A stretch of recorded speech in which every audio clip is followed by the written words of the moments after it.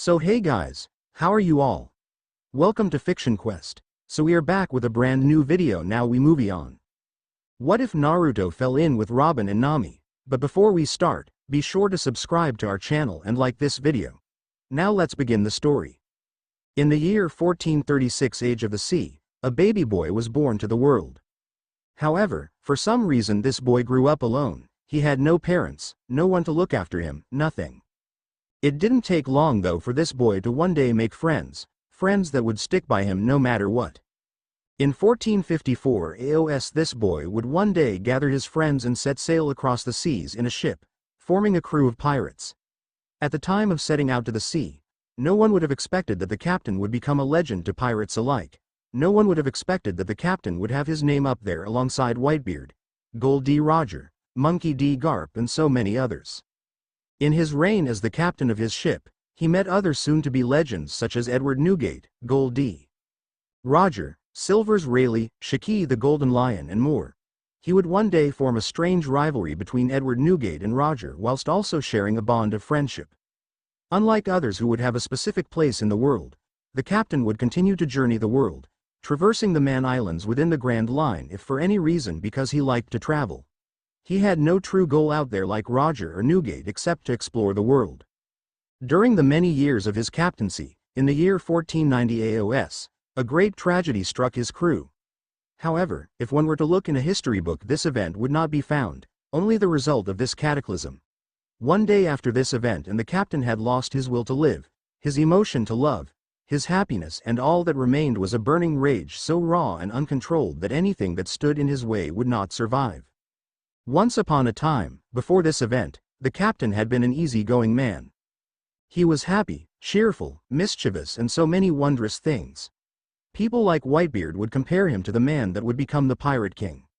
So when this captain stormed Marineford and unleashed his full power on them, those that knew him would say that, whatever the Marines and world government did to anger him, deserved it. It was a testament to their loyalty and respect of him as not only a rival, but as a friend.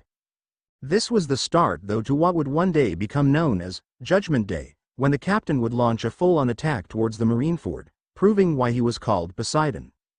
In that attack, he proved that he was not to be trifled with as he commanded the very seas to attack Marineford. In the process he killed over 100,000 Marines, vice-admirals, a couple admirals themselves until he fought both Vice-Admiral Garp and Admiral Sengoku. In that battle, they reduced the Marineford to nothing but rubble though the captain was unable to defeat the two after spending so much of his power and energy against the others. After that day, the captain vanished off the face of the earth. His self-exile only lasted so long though. In 1500, the beginning of the era, the Great Age of Pirates, the Marines managed to finally capture Gold D. Roger, and like many years before, Shiki went on a rampage throughout Marineford before being brought down by Sengoku and Monkey D. Garp. Unlike the captain that escaped, Shiki was sent to level 6 of impelled down for his actions. The great pirate Gold D. Roger was sentenced to death in the year and unknown to anyone. His old friend Poseidon had watched from afar to see his old friend leave the world. Roger's speech before his death also led pirates to the Grand Line to seek out his hidden treasure dubbed One Piece. This event marked the beginning of an era called the Great Age of Pirates. Edward Newgate, now known as Whitebeard, began to become known as the strongest man in the world after Roger's execution. Whitebeard, despite having a large family in his crew, never stopped looking for the captain or spreading tales of him and Roger to his crew in order to pass on their legacy. In 1516 AOP, the captain reappeared in the world. However, he only appeared before a man called Monkey D. Dragon, informing the man that he would like to be a part of the revolutionary. When Dragon actually recovered from shock and surprise at having such a legend in front of him still looking very young, he asked why he of all people would want to join him since he was known as the world's most dangerous criminal. The captain would just tell him that it made sense for the world's most wanted pirate to join him. This was the start of the captain's return to the world as a member of the Revolutionary Army with the goal of destroying the world government. Throughout these years, this captain would forever be remembered as Uzumaki Naruto, the Poseidon, the world's most wanted pirate. The year was now 1522 AOP XXXXX Sandy Island, Alabasta Kingdom. Nanohana Alabasta was an established kingdom with a long history. It was located on Sandy Island roughly halfway through the first part of the Grand Line. Sandy Island was a summer island. It was arguably one of the largest islands in the Grand Line, containing several cities and towns and a massive river that ran down the middle. It was also the hotspot for many traveling pirates, so it was no surprise to find Marines easily. Sitting in your everyday local bar was a strange-looking man on a bar stool at the counter with a bottle of sake in his hand. Not much could be seen of him though, as a long black cloak with hood covered him from head to toe. On his back, under the cloak, there was what looked like a long pole with weird shapes on either side stretching from his right shoulder to his left hip, the only indication of any weapon on his person. Taking a sip of his sake, the man placed the bottle back on the counter, letting out a sigh of content as cold liquid went down his throat. So this is the place that Crocodile, a member of the Shichibukai, keeps his not-so-secret criminal organization, Baroque works. What are the chances that he would be right where my target is? His father was right. He would get himself into a lot of trouble. He was brought out of his thoughts as someone bumped into him, causing his bottle of sake to fall out of his hand and smash on the counter. Huh. You should pay more attention to your surroundings. A voice came from his side in a wry and almost mocking tone. Or did you drop that bottle out of shock of who I am? Yeah, this guy was not arrogant in the least.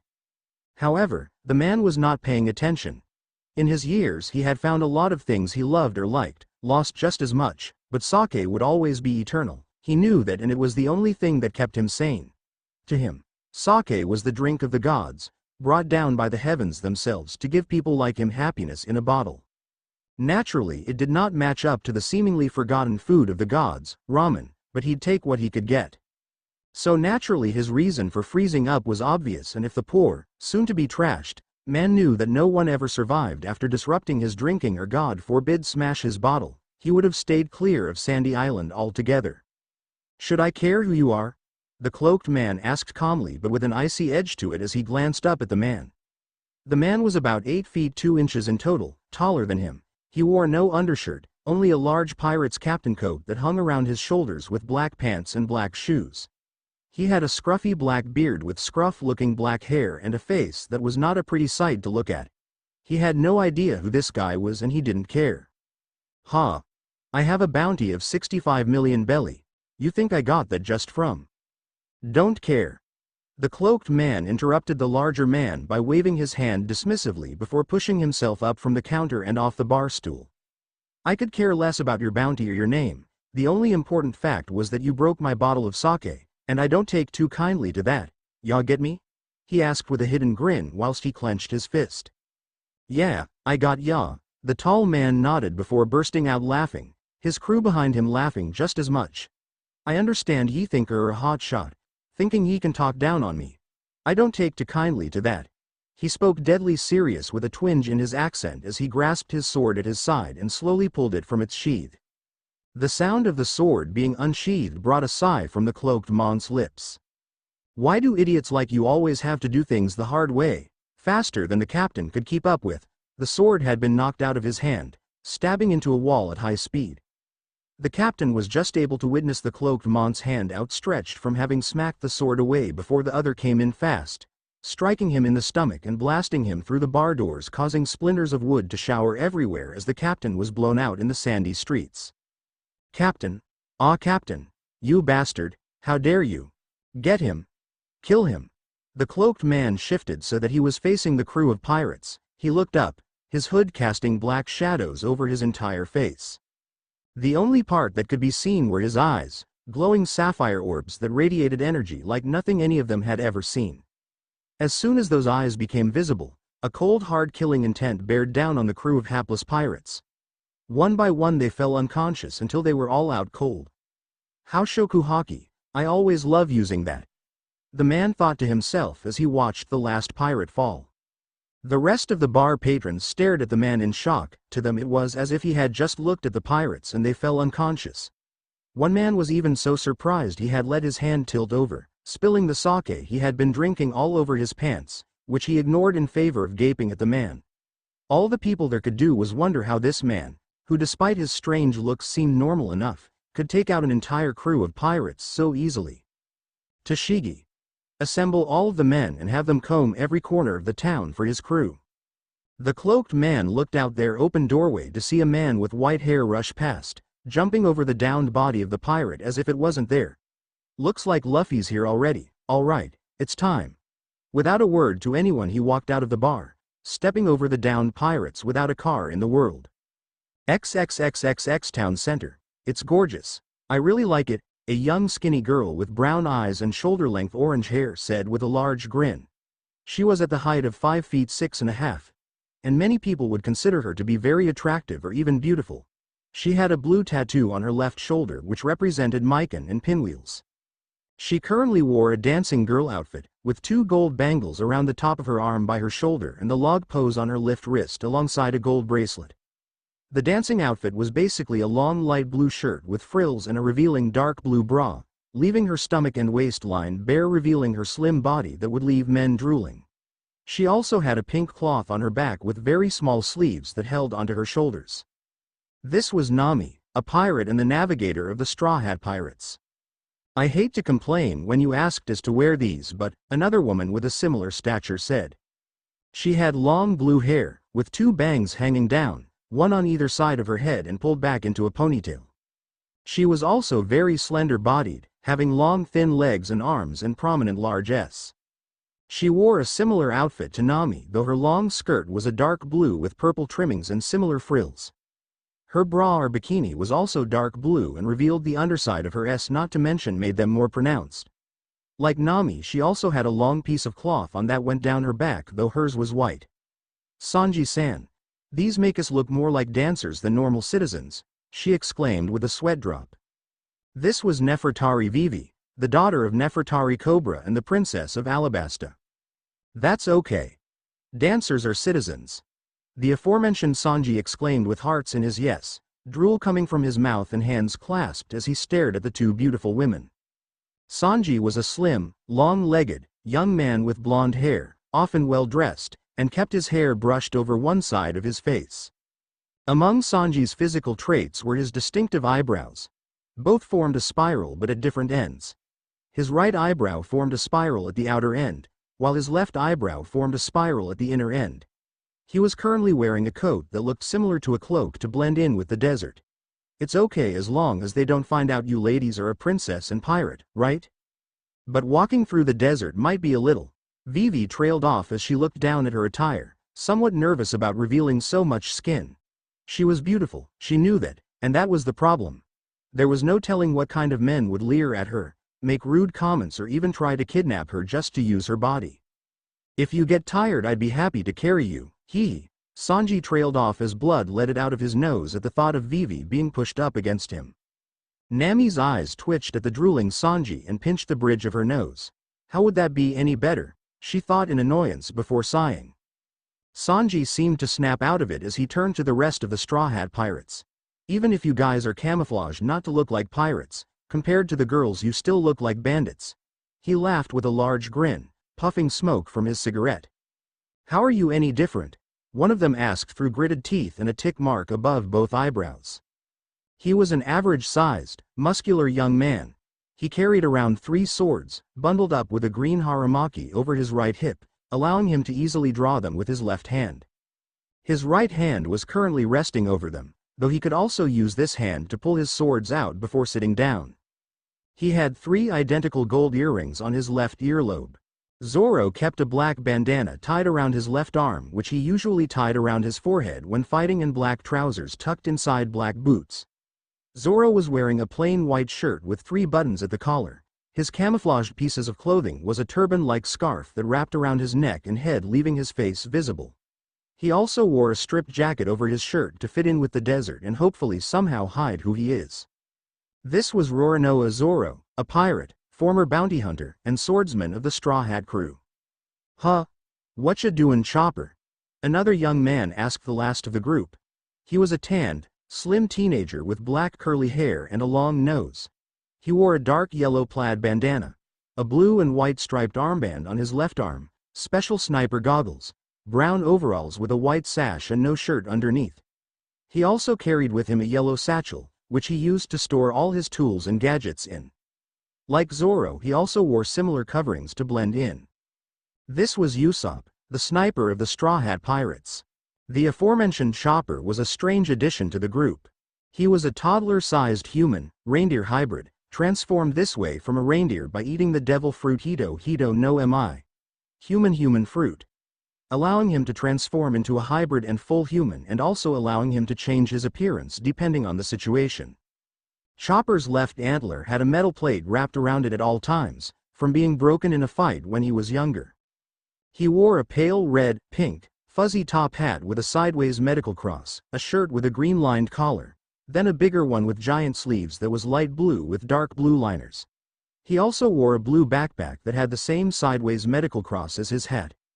Chopper also had a remarkable feature that no other reindeer had, a blue nose, while normal reindeers had black ones. His full name was Tony Chopper and he was the doctor of the Straw Hat Pirates. However, to try and fit in like the others he chose to wear a helmet in the shape of a duck's head. Quack. He answered Usopp's question, trying to imitate a real duck. However, his nose was feeling funny to him so he quickly took the helmet off and began to rub his nose. My nose feels like it's going to fall off. He whined with a scrunched up face. Huh? Vivi looked over at Chopper and her eyes filled with worry when she saw him tugging on his face with his paws. Your nose must be sensitive, Tony-kun, she said with a frown, using his first name unlike the others. Nanohana is famous for its perfume. Perfume? Chopper asked with tears in his eyes. There are extremely powerful ingredients in it. Vivi trailed off when she Nami pulled out a strange-looking bottle. Like this? Nami asked as she sprayed the perfume on her with a serene smile as the smell reached her nose. It reached Chopper even faster. Ah! He screamed with wide eyes as tears welled up from the strong smell. Stop it! Stop it! Quadruple A! I'll fall in love all the way to the gates of hell. Sanji appeared behind Chopper with a dreamy look and hearts in his single visible eye. His mouth was open wide and somehow his cigarette stayed in as he looked at Nami. Can you get any dumber? Zoro asked bluntly, drinking from a bottle of sake. What? Sanji roared at the uncaring swordsman. Well, I've collected up the materials to make a journey through the Alabastan Desert. Where are we going, Vivi? Nami asked the young princess. Well, first and foremost I want to stop the rebellion. We don't know when they might rise up and cause needless bloodshed. And the base of the rebellion, where the leader lives, her face scrunched up as she furrowed her brows and grit her teeth at the thought of Crocodile of the Shichibukai, is an oasis town called Yuba. To go to Yuba we. Wait, hide. Zoro quickly moved in and grabbed Vivi to place her by a wall that they all pressed up against at his warning. What? Vivi asked with wide eyes, feeling her heart race at the sudden warning and movement. Marines, why are they here? Zoro questioned no one in particular. Sheesh, what a ruckus, he commented as he saw a battalion of Marines run past their location. Did they find a pirate or something?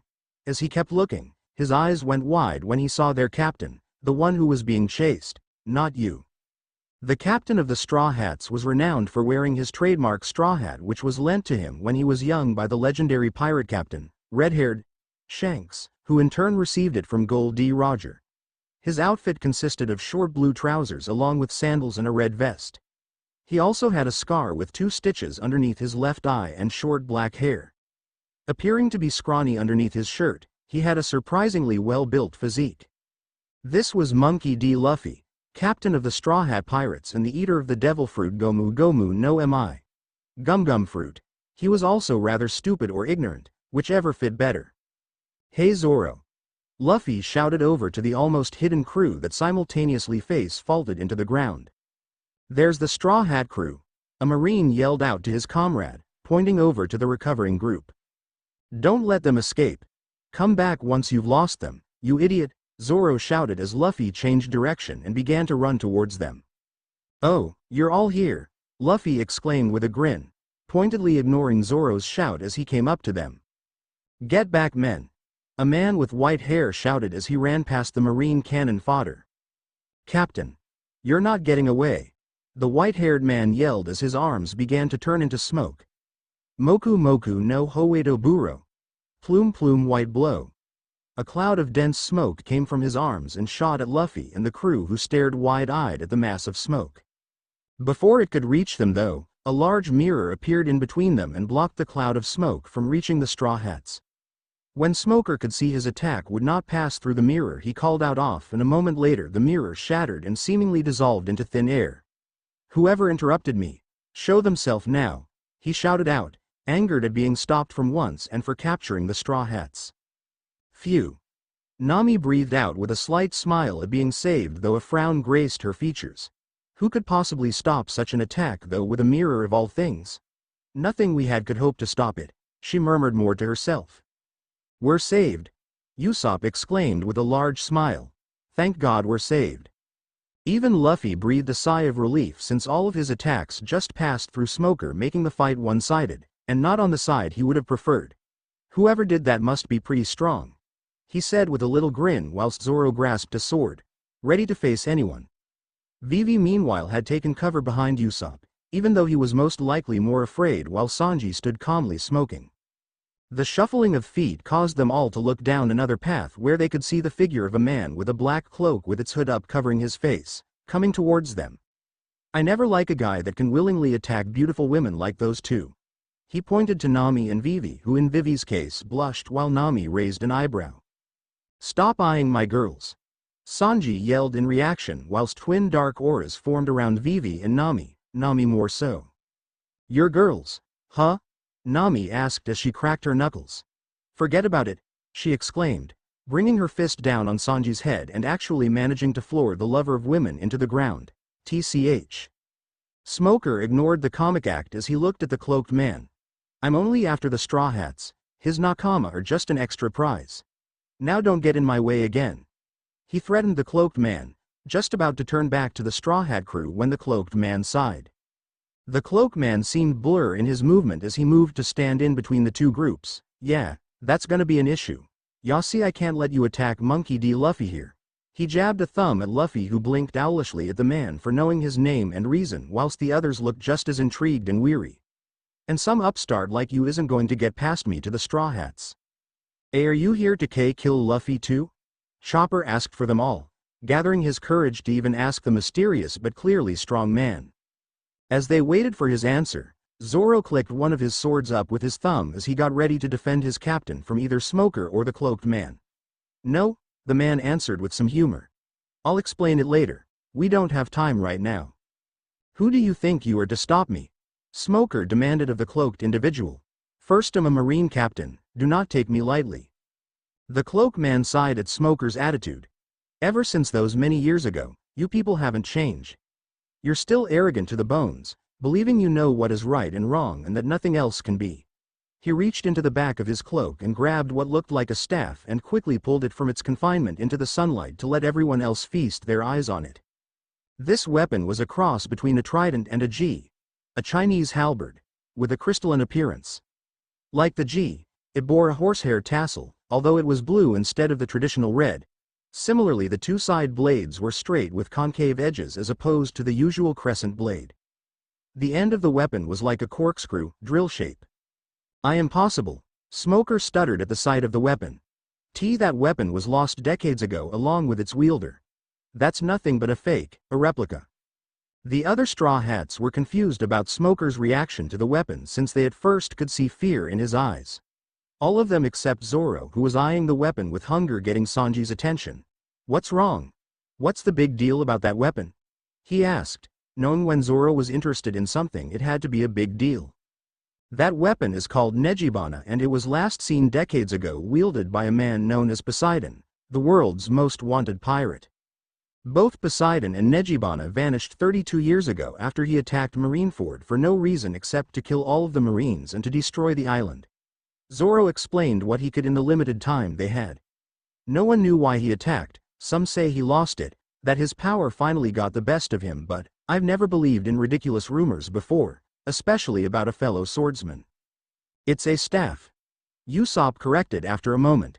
"He'd be a staffman." He questioned himself and the others on what the wording would be. "The same principle stands," Zoro gritted out before eyeing Nejibana again. "How do you know that? It was decades ago, so how could you know it when none of us did?" Nami asked Zoro with interest, seemingly ignoring the Marine captain and mystery man. "Every great swordsman or weapons master knows or knew of Poseidon and his great power, not to mention his mastery with Nejibana," a legendary weapon itself. Zoro answered with a shrug. Poseidon was said to be as strong as the Pirate King himself, but since that was many years before, reliable information got lost. There were only so many facts left, and just like Dracul Mahawk, it's a dream for anyone to meet and face him in battle. The cloaked man laughed as he listened in to what Zoro said and turned to him, though they still couldn't see his face. So, even after all of these years, Nejibana and the name Poseidon live on? I thought by now the Marines would reduce both names to nothing but trash. Though he said this, he knew that the reason people had been forgetting him was because Poseidon vanished off the map and people's radar, leading the people to believe he was dead. Zoro looked at the cloaked man with suspicion. Like I said, any swordsman that wishes to be great would know of Poseidon. No one really knows what made him lose it all those years ago, making him kill all those people, but to people like me that doesn't matter. As far as I'm concerned, he was a powerful swordsman. The cloaked man looked at the swordsman before chuckling. That chuckling soon turned into full-blown laughter.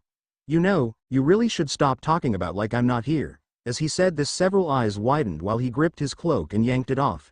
Besides, I don't really go by the name Poseidon anymore. I'd prefer it if you call me Naruto. Uzumaki Naruto. Uzumaki Naruto didn't look a day over 20. He had long spiky golden hair that fell past his neckline and to his shoulder blades, with it covering most of his ears and the bangs shadowing parts of his eyes. His tan, almost bronze skin glistened in the bright sunrays as his piercing sapphire blue eyes seemed to glow from under his bangs. On either side of his cheek, he had 3 whisker-like marks, though they were thin enough to not stand out too much.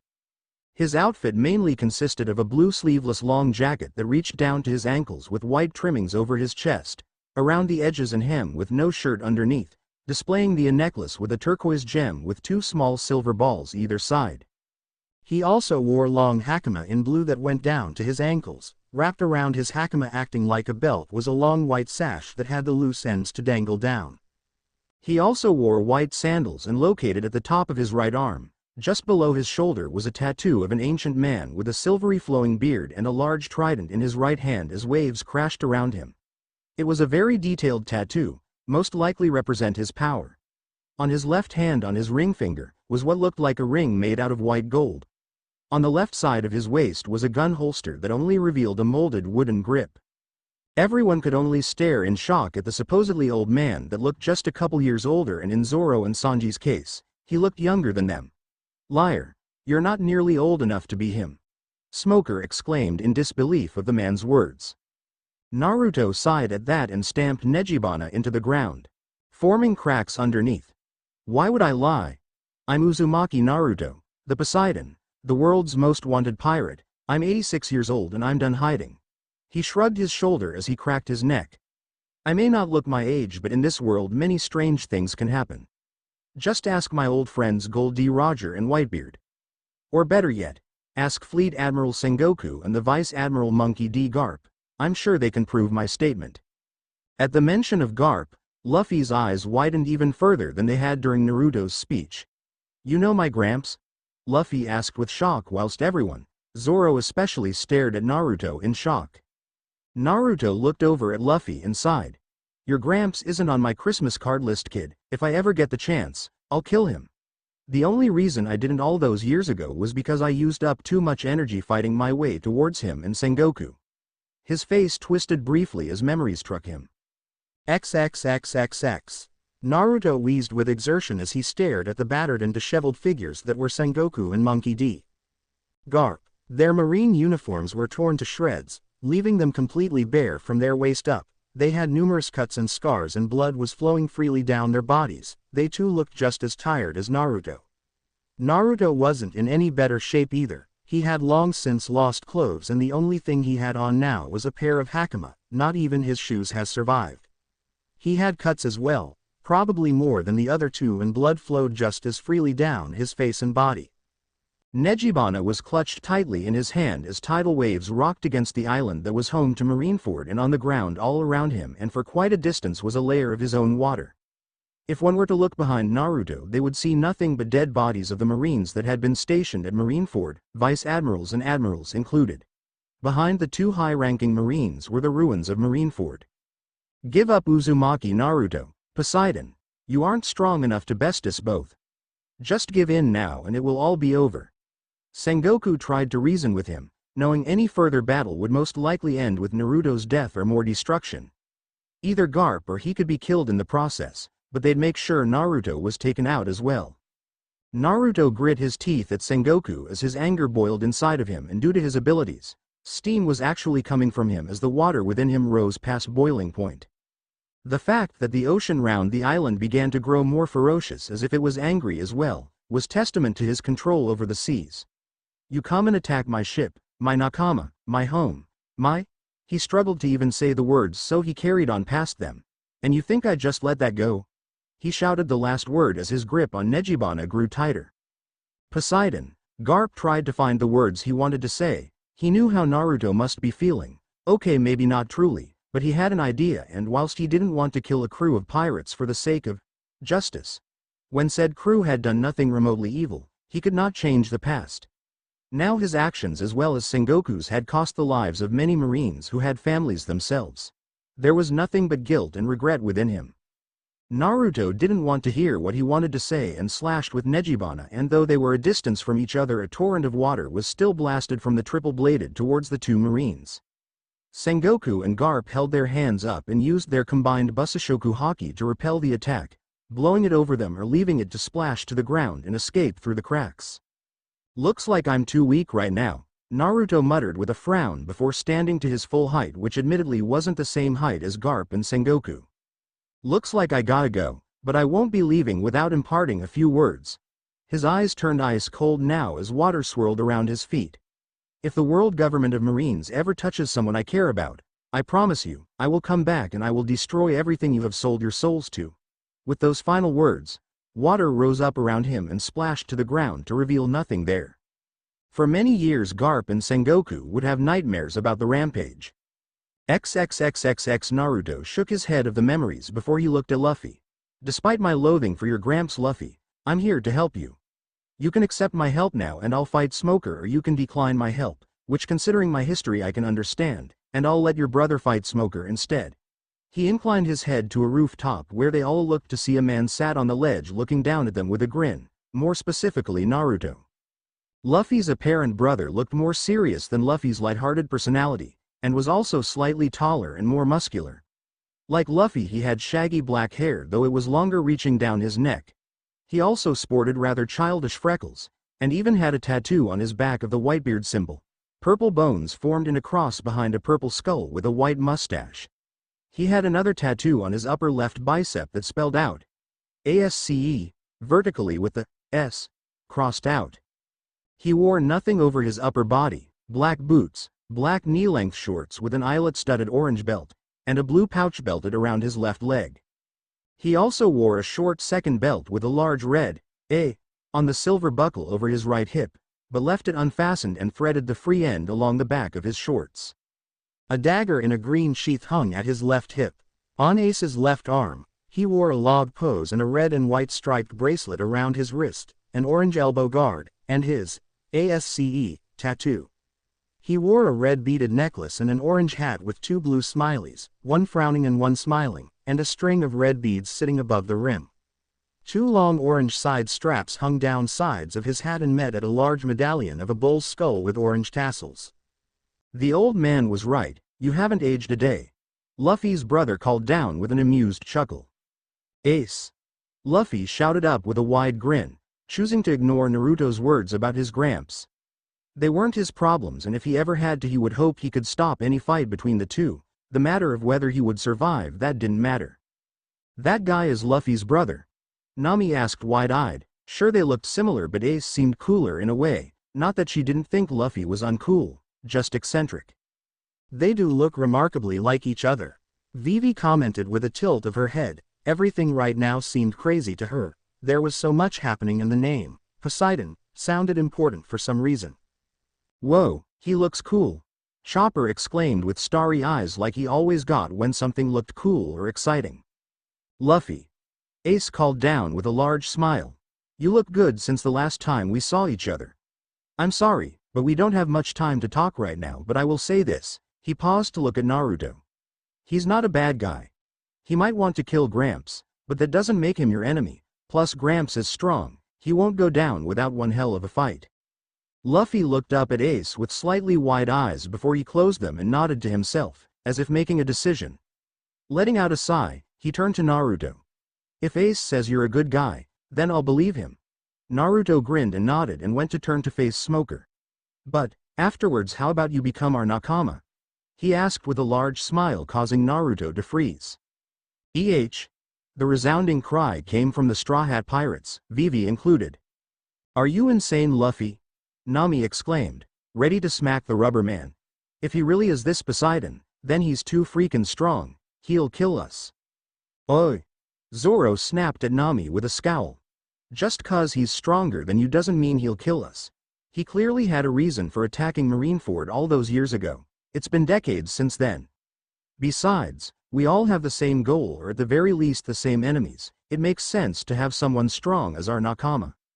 Sorry, Luffy, Naruto said lowly but loud enough for them all to hear, and his tone of voice confirmed Ace's fear that Whitebeard would be right about what he'd told him.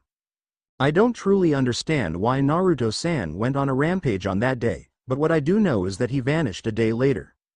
From what we managed to find out, we understand he did not take his ship, the Leviathan, with him, leading to the only conclusion something grave happened to the ship and its crew, a crew that held his family and the woman he loved.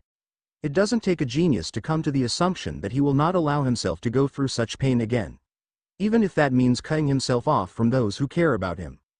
After his pause, Naruto turned his head to Luffy with a solemn expression that slowly turned into a grin. But I have my own mission I must do. I need to form my own crew, get a ship, and let the world know I'm back for good.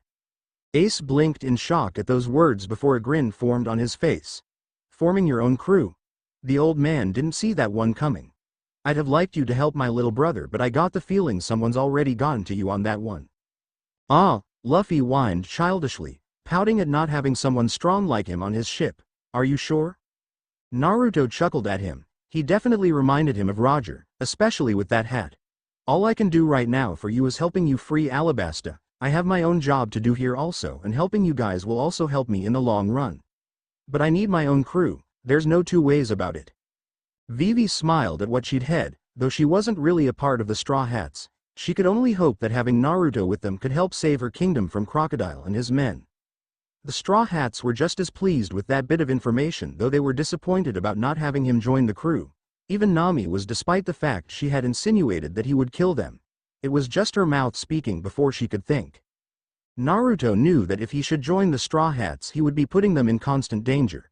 Gathering his own crew would be the best thing to do at this point, so he could build a formidable team that would not be defeated easily.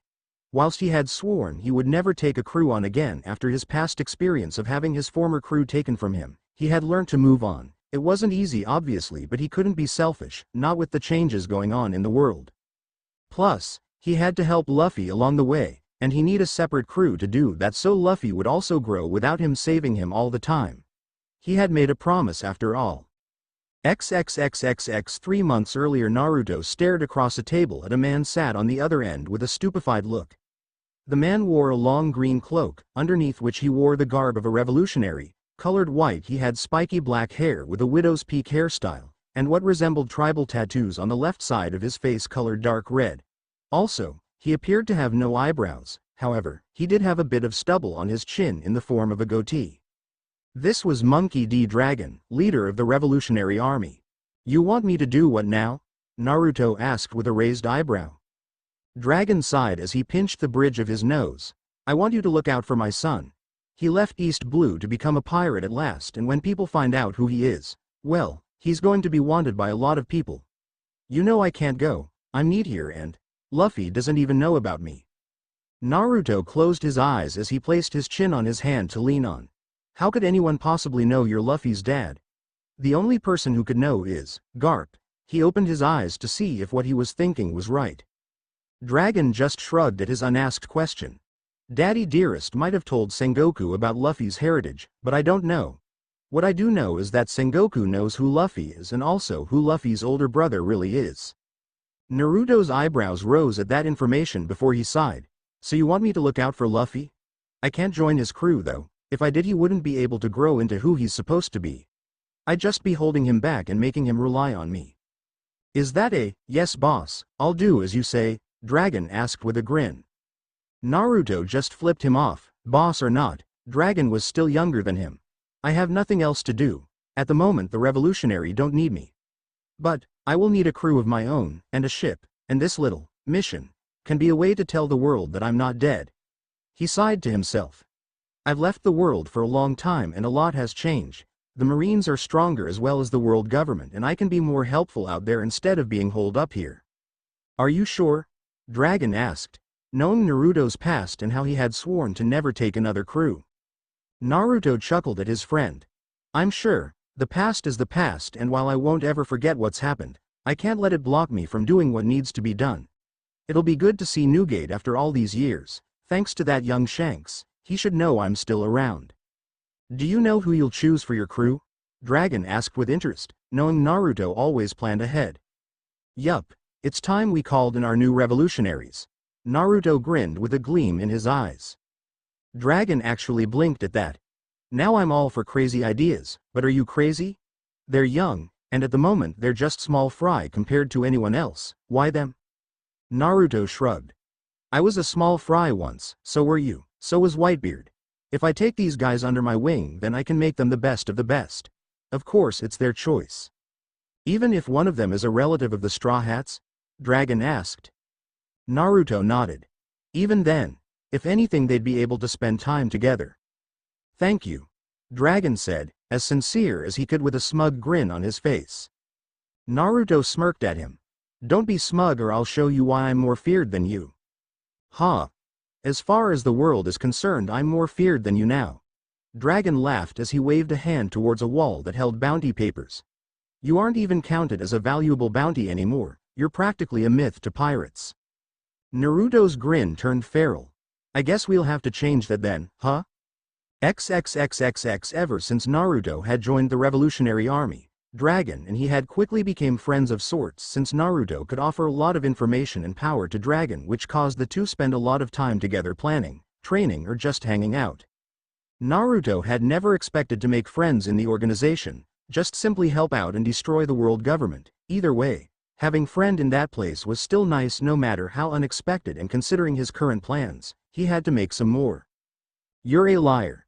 Smoker's voice broke Naruto from his thoughts of his friend's request. I've read up on all dangerous pirates. If you are who you say you are then you would be in your 80s and according to old reports, Uzumaki Naruto was said to have eaten a devil fruit that gave him the power of manipulation over water. A Logia-type devil fruit. Waki waki no mi. The Straw Hats looked at Naruto in shock though Luffy seemed even more excited at that piece of news. Ace himself couldn't stop his eyes from widening, he was technically his opposite. He knew a fight with Naruto would end bad, very bad.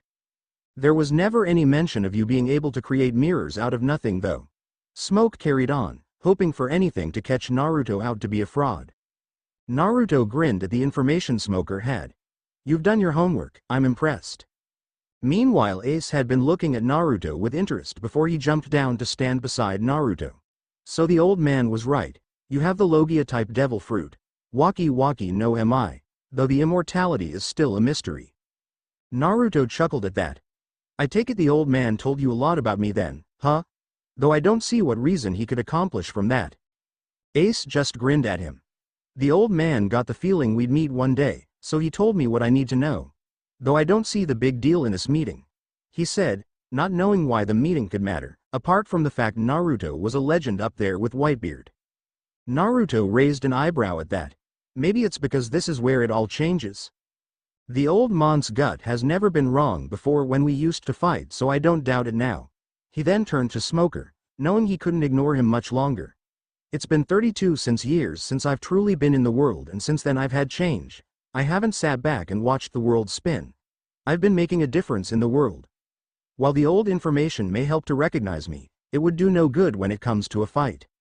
I see, I'm sorry to tell you that the same goes for the Marines. Since your attack all those years ago, if it really is you, the Marines have become much stronger and the devil fruit helped to power us up. Smoker warned Naruto, though Naruto knew the Marines were much stronger now, having read up on the latest admirals proved that. Before anything could start though, Naruto looked back at Luffy. Get moving to your ship while I take care of this can of gas. We'll talk later, he called back to them. Luffy didn't hesitate as he gave a nod and turned to run. Come on guys, back to Mary. The rest of the crew gave short nods as they grabbed their bags and shopping and began to run as Luffy looked back. I'll expect you and Ace later. When Luffy and the crew were gone, Naruto turned to Ace. Get back, this could messy. Like with Luffy, Ace just nodded before jumping back and making his way to the top of a building. Naruto turned to Smoker. Now nothing was in the way. I'm surprised you stayed there even knowing who you're up against. Smoker just grunted as his twin cigars puffed out smoke. Like I said, the Marines have changed since you last shown your face. And if I remember correctly, you had a very high bounty that I don't mind cashing in. He reached back and pulled his jute from his back. The tip of the stick was made of kairoseki, which Smoker had used on Luffy to suppress his devil fruit user's powers in order to capture him. It was one of the main reasons why Luffy could not fight him. Naruto grinned as he held out his left hand, which began to gather water all around it, swirling at high speed. At the same time, dense smoke enveloped Smoker's hands as he prepared to fight someone who he knew was very powerful. Hanryu. Tearing torrent, Naruto had enough waiting as thrust his left hand forward, sending the gathered water at Smoker in the form of a large blast of water that actually tore the ground up and soaked the sand instantly. Hoeido Suppaku. White spark. Just as Smoker stepped forward, his entire body turned into a dense cloud of smoke which rushed the large blast of water with speed just as fast. Boom. XXXXX. Get on the ship? Usopp shouted as they all ran through the town. Are we leaving the island? No, we're going up the river on the ship, then into the desert. Vivi answered him as she dragged a large bag. We only came to Nanohana to get supplies. Hey Luffy. Was that other person really your brother? Nami asked their captain, who was looking back at where they had just ran from. Yup. Luffy answered with a grin just as an explosion rocked the earth and a tower of water and smoke rose into the sky from where they left Naruto. He left our home island 3 years ago to go in search of One Piece. Anyway, we should get back on the ship already. Nami told them, or ordered them, as they neared the port. What about that other guy? P. Poseidon? Chopper asked in a complete reindeer form to carry a barrel of water on his back. Zoro chuckled at that as he looked back to see the Tower of Elements slowly recede. That guy wouldn't let someone like Smoker to beat him. Don't forget, he's up there with people like the Pirate King. Aw man. Luffy whined with a pout, and he won't join us either. At least he'll help us though, right? Vivi said, not liking to see Luffy actually look sad. Yeah sure, whatever, right now we have Marines on our asses. Sanji yelled at them as bullets went flying past them. Right. Get on and raise the anchor. Nami shouted as they came in view of the Going Merry. Man. I never thought I'd see Ace here. Luffy grinned to himself despite the situation. Get on Luffy. Sanji yelled as he boarded the ship. Luffy, who was still on the port looking at the destruction being caused where they left Naruto, Ace and Smoker, turned to look up at the Going Merry. Okay. Wait. Karoo. Vivi called out to her large pet spot-billed duck, a fast-footed riding bird, one of the fastest modes of transportation available in Alabasta. Karoo was a large, yellow duck. His wings were tipped with black, as were his tail feathers. As the name implies, he had a spot on his bill. He wore a blue chuyo with a white pattern on it. He also wore pink goggles with blue lenses. As well as all of that, also carried a barrel of water around his neck, complete with a straw sticking out of it. I have an extremely important job that only you can do, she said as she petted her loyal pet. Quack. Karoo tilted its head to the side as Vivi pulled out a letter. Go north to Alubarna and give this letter to my father. This is Crocodile and Baroque Works conspiracy. Igaram and I researched it all. Everything spelled out plain and clear. She told it whilst holding the letter out to it. And tell him I'm alive and in Alabasta, with a group of strong-willed friends. Can you do that? You have to cross the desert alone. Quack. That seemed to be an affirmative from the duck as Vivi smiled in relief. Okay. Conserve your water in the desert. She placed the letter securely on Karoo. Now, go tell my father that we can save this country. Quack. Karoo called out loudly before it shot off at high speed, going against Vivi's orders and drinking its water quickly. Conserve your water. Vivi yelled from the ship. XXXXX. As the combined result of both attacks began to die down, Naruto winced as he saw the buildings around beginning to fall apart from the combination of having very powerful water slapping against them, not to mention the just as dense smoke of smokers. That was the problem though, all he had used was his water to attack, whereas Smoker had turned into his element and was currently in the form of smoke, which meant he had to be careful because where there was smoke there was also Smoker. Whilst the remainder of his water splashed to the ground, smoke appeared before him and he could see Smoker's head forming. "You underestimated me, Uzumaki." Smoker partially solidified and drew his jute before thrusting it at Naruto's chest. Naruto caught the tip of the weapon in the palm of his left hand without any problem. He didn't even budge back from the force of which Smoker struck, which was pretty damn high. "Not bad, that's some good strength on you, but it means nothing against me," he said, just before he held Nejibana up and slashed down at Smoker, sending out the equivalent of a wave that struck Smoker and washed him away as the wave rushed down the streets of Nanohana. Thankfully there were civilians, though seeing the Marines that had followed Smoker squirm as the water crashed into them brought a smile to his face. Naruto looked down at the jute in his hand and twirled it around, feeling a slight drain on his abilities as he touched the metal. "That weapon is tipped with sea stone. Even touching it with your bare hands the way you are should nullify your devil fruit powers and make you as weak as a kitten," Smoker yelled from just down the road, his body now fully formed. "Sea stone, huh?" He glanced down at the weapon and enveloped his hand in his Busashoku Haki to nullify the effects. "You're very well prepared to face any devil fruit user, aren't you? However, your biggest mistake was thinking this would work on me." Twirling the jute around once more, he held it at its handle with the sharp end pointing at Smoker. "Have it back." With strength that seemed unnatural for his size, he threw the jute javelin style at Smoker with such force the very air vibrated as it flew across the distance in an instant. Smoker had been about to turn himself to smoke, managing to do so with his torso only partially, but the jute was simply thrown too fast and managed to catch part of his smoke, automatically nullifying his powers and reforming him just as the jute pierced his shoulder and actually managed to penetrate the skin through to the other side. It was a very effective weapon when he used it against others, but never before had he had it used against him, but now he knew how it felt to be robbed of his abilities. He grunted as he grabbed the jute by the handle whilst blood flowed from the wound. It was admittedly the first time he had truly bled in a long time, and the ease at which Naruto had done so seemed ridiculous. "I'll admit it, Smoker, you're not half bad." Naruto grinned as he twirled Nejibana around his hand, causing water to build up around the bladed end. "But I've learned how to negate the effects of sea stone to the point that it barely bothers me." "Haki?" Smoker grunted as he pulled his jute free. "So you do have it. It makes you just as dangerous then." He grunted as he puffed out smoke from his twin cigars. "I'm outmatched, completely and utterly. If he uses his Haki he can attack me and see what I'm about to do. This is really Poseidon. The water-based attacks are proof. I can't win against him, but I won't give up without getting the Straw Hats." Naruto just grinned as he slashed Nejibana. "Woda Suraisa. Water Slicer." The water that had gathered around the blade shot from the blade in the form of several very thin crescents that cut right through the ground with ease. When it reached Smoker though, they just cut right him, turning parts of him into smoke where they struck him. The crescents of water carried on behind him and sliced through several buildings like a knife through butter. The buildings folded in on themselves a moment later. Thankfully they were abandoned, though it didn't help the fact that Naruto was destroying the place. Naruto grounded Smoker reformed. "I forgot how annoying it was to fight another Logia-type devil fruit user."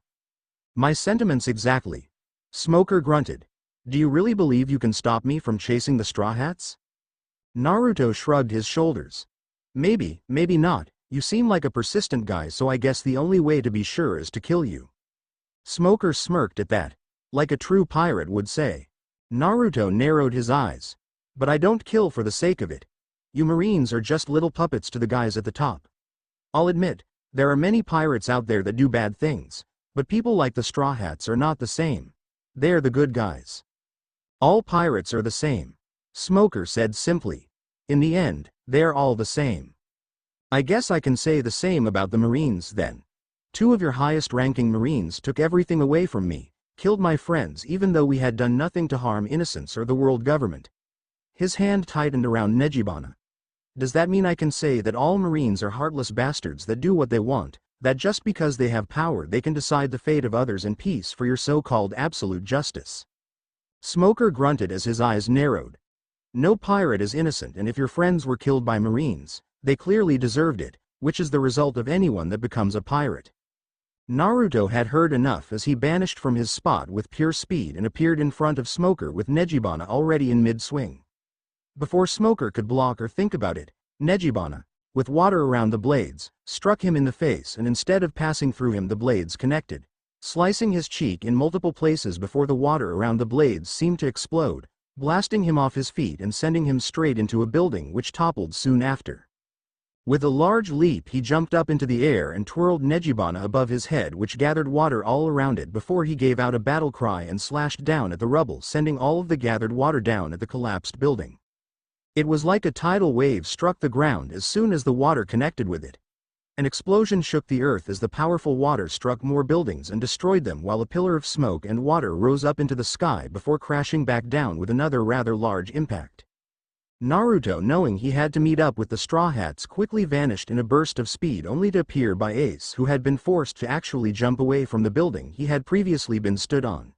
"You know when you fight with that thing?" Ace nodded at Nejibana. "Kinda reminds me of seeing the old man fight." Naruto chuckled before jabbing his thumb at where they could see smoke rising from debris. "We should go meet up with the others. This guy's relentless and we only have a short amount of time, or I guess you have short time to speak with your brother." Ace grinned and nodded. "I guess you're right. XXXXX. Thanks to him, we totally lost sight of the Straw Hat crew. What should we do, Captain?" a Marine asked Smoker, who was sat on some steps, twin cigars still in his mouth. "Someone killed Mr. 11 when we left him on the ship, too." Smoker scowled on the steps he was sat on as he stared at the destruction the battle had brought about. "Alabasta is a large place. Let them get away and we'll never get them back." "Poseidon, this is your entire fault," he complained before lowering his eyes slightly. "Who would have thought he would still be alive? He hasn't aged a day since after he first set sail, if his bounty poster is anything to go about. Marineford and Marine HQ must be notified immediately." "Smoker-san. Sorry I'm late." A female's voice rung out as Smoker heard the slaps of sandals against the ground as rapid footsteps came towards him. The female had chin-length, dark blue hair and dark brown eyes. She wore a dark blue short-sleeved shirt with odd designs, blue leather coat with a furred collar and edge linings, along with blue jeans, black shoes and rectangular spectacles. A sword was also attached to her right side. "The Straw Hat crew is..." "Tashigi, where hell were you?" Smoker demanded, only sparring the female a glance as she got closer. "Sir," another Marine answered, "on the other side of the town, sir." Tashigi turned to spoken Marine with a sort of betrayed and scandalized look for being told on, Sergeant. "What do you think? There was a Vivi among the crew?" Smoker asked his companion, thinking of the blue-haired woman with the straw hats. "Vivi? Princess Nefertari?" Tashigi exclaimed in shock. "Why would she be with them?" "That's what I'm thinking about," Smoker grunted. "And also, the one man in this country that I despise." He paused to look up at Tashigi. "You know I hate the Shichibukai, don't you?" "Why, you mean Crocodile-san?" Tashigi asked. "But, speaking logically, he's an ally of the Marines and the world government. He was once an extremely clever pirate, not the type to take orders from any government." His eyes connected with Tashigi's, who gulped at the intensity. "Tashigi, always remember this. No matter how far a pirate goes, he is still a pirate." XXXXX Going Merry. Naruto stood at the edge of the Going Merry, leaning on the side as he stared out at the desert surrounding them whilst they sailed just down the river, or Alabasta. Why they called it a river he didn't know, since it was basically just a smaller ocean, considering that it split a large part of the desert in two. Either way, it was nice to feel the breeze of the wind as the ship sailed while gazing out at basically nothing. He had missed this. For the past many years, he had kept himself hidden, not journeying because of his own depression that he had slowly been coming out of since joining the Revolutionary Army, though even then he was basically holed up in a building offering help where he could. Now though, he was going to start gathering a crew after helping the Straw Hats. He'll make new nakama and start over, though he would never forget his old crew. It just couldn't happen. Only this time, not only will he be helping the Straw Hats along the way and looking out for Luffy, he would also be going for One Piece. He had never bothered with it before because it was no concern of his, but now after so many years of having nothing to do, It would be a good journey to find it, it would be fun, and it was the only thing to do to honor Roger's death. Hopefully along the way he could also look out for Roger's son as well, like he was with dragons, though he doubted Roger's son needed any kind of help. When Ace and he had made it the ship, Ace on a small portable boat that worked only for him and Naruto by enveloping his body in a bubble of his own water and traveling down the river. Ace had merely said a few words to Luffy and the crew about protecting his dimwit brother and such. Ace had also given Luffy a piece of paper which he said would help them see each other again. That piece of paper was a Vivre card, a card that would allow one person to find another over long distances. It was also used to monitor the health of someone. Should the person the card be used for start to die, then that card would slowly burn away. What he found amusing though was that Ace had asked Luffy and his friends to join Whitebeard, which Luffy had simply said no to despite how much of an honor that is to many others. However, Ace had just laughed, having expected that answer, and Naruto could tell Luffy would always be loyal to his nakama. Something Ace said though had bothered him since he had left. "I'm chasing a major criminal right now. He's been calling himself Blackbeard lately. But he originally used to be a member of the Whitebeard's 2nd Division. My subordinate. He committed the worst possible crime on a pirate ship, crewmate killing." The idea someone would kill their nakama for power left a very bad taste in his mouth. He knew if he ever met Blackbeard, it would not end well. When Ace had been leaving, 5 marine ships had been heading for them, but they were quickly dealt with by Ace, who used his Mera Mera no Mi and destroyed the ships with a single attack. Yep, that guy was pretty powerful. "So, you're this legendary Poseidon?" Naruto glanced back to see the navigator of the ship coming up to stand beside him. Naruto smiled at the question as he kept gazing out. "Let me guess, you don't believe me?" He raised an eyebrow at her. Nami shrugged as she leant forward on the banister. "I'm not sure what to believe. We saw you use water easily before we escaped, but I think no one will believe you're Poseidon when you're supposed to be near your 90s. She glanced at him. "So how's that possible?" Naruto shrugged. "No idea. When I became 21 I just stopped aging altogether. I can still die obviously, but I haven't aged ever since that day. Something might have happened to me when I was a kid, but the bits and pieces of my past that I can remember don't explain how I could have stopped aging." "What you can remember?" Nami asked, intrigued. "I have amnesia for the first 5 years of my life." Naruto answered with a shrug. "I woke up on an island, battered and beaten as if I'd been in a fight, and over time I made a life on that, made friends and so on. Maybe one day I'll remember those years, but until that day I can go on not knowing. Maybe not knowing is for the best." Nami kept her eye on him before sighing. "I don't know what to make of you, and I don't think the others do either, though Luffy's just excited he knew someone who knew the Pirate King." She mumbled the past bit in a fond but annoyed manner. Naruto smiled at her, silently pleased that she was in the least intimidated by his presence and power. "Kika, so many have been before. You find it strange that I'm helping you guys, a bunch of rookies, out of the kindness of my own heart." Nami gave him a sort of grunt. "How about I told you that I made a promise to look out for Luffy? How about I told you that by helping you guys I can make allies, or helping you guys to save the country can also help me to bring life back to Alabasta?" Nami looked at him with some shock before narrowing her eyes. "I think I can believe you on the first two, since Luffy will ally himself with you no matter what. How can you bring life back to here when most of it is destroyed?" Naruto chuckled as he held up his hand and water gathered immediately out of the very air. "I can manipulate, create and become water at will. This kingdom is in a very bad draft. What do you think they would do if I gave them back their water? Filled their rivers back up, filled their ponds, ocean, farms, oases. They would rebuild what they'd lost. My water can give this kingdom its hope back. I can give all of these people that have given in and surrendered to Crocodile hope to live on." With a flick of his wrist the water seemed to sink into his skin, whilst Nami stared at him in shock and awe that someone could and would do something so willingly. "You'd do that?" A breathless and hitched voice came from behind them, actually startling them both. They turned around to see Vivi stood there with tears in her eyes and a quivering lip, whilst the rest of the crew stood around with smiles at having listened in. Though Zoro seemed smug that he was right about him being a good guy, whilst Chopper and Usopp hugged with tears in their own eyes at such a selfless act, as they called it. Naruto smiled at Vivi and gave a nod. "I would do it. I used to help your father out many years ago whenever he had trouble with gathering the needed water to keep your kingdom growing. In a way, this is partially my fault for leaving the world out of my own selfish needs. Helping you and your father is the least I can do. Vivi sniffed before she launched herself at Naruto and wrapped her hands around him whilst laughing and crying at the same time at having more hope for her home to be brought back to life. Thank you.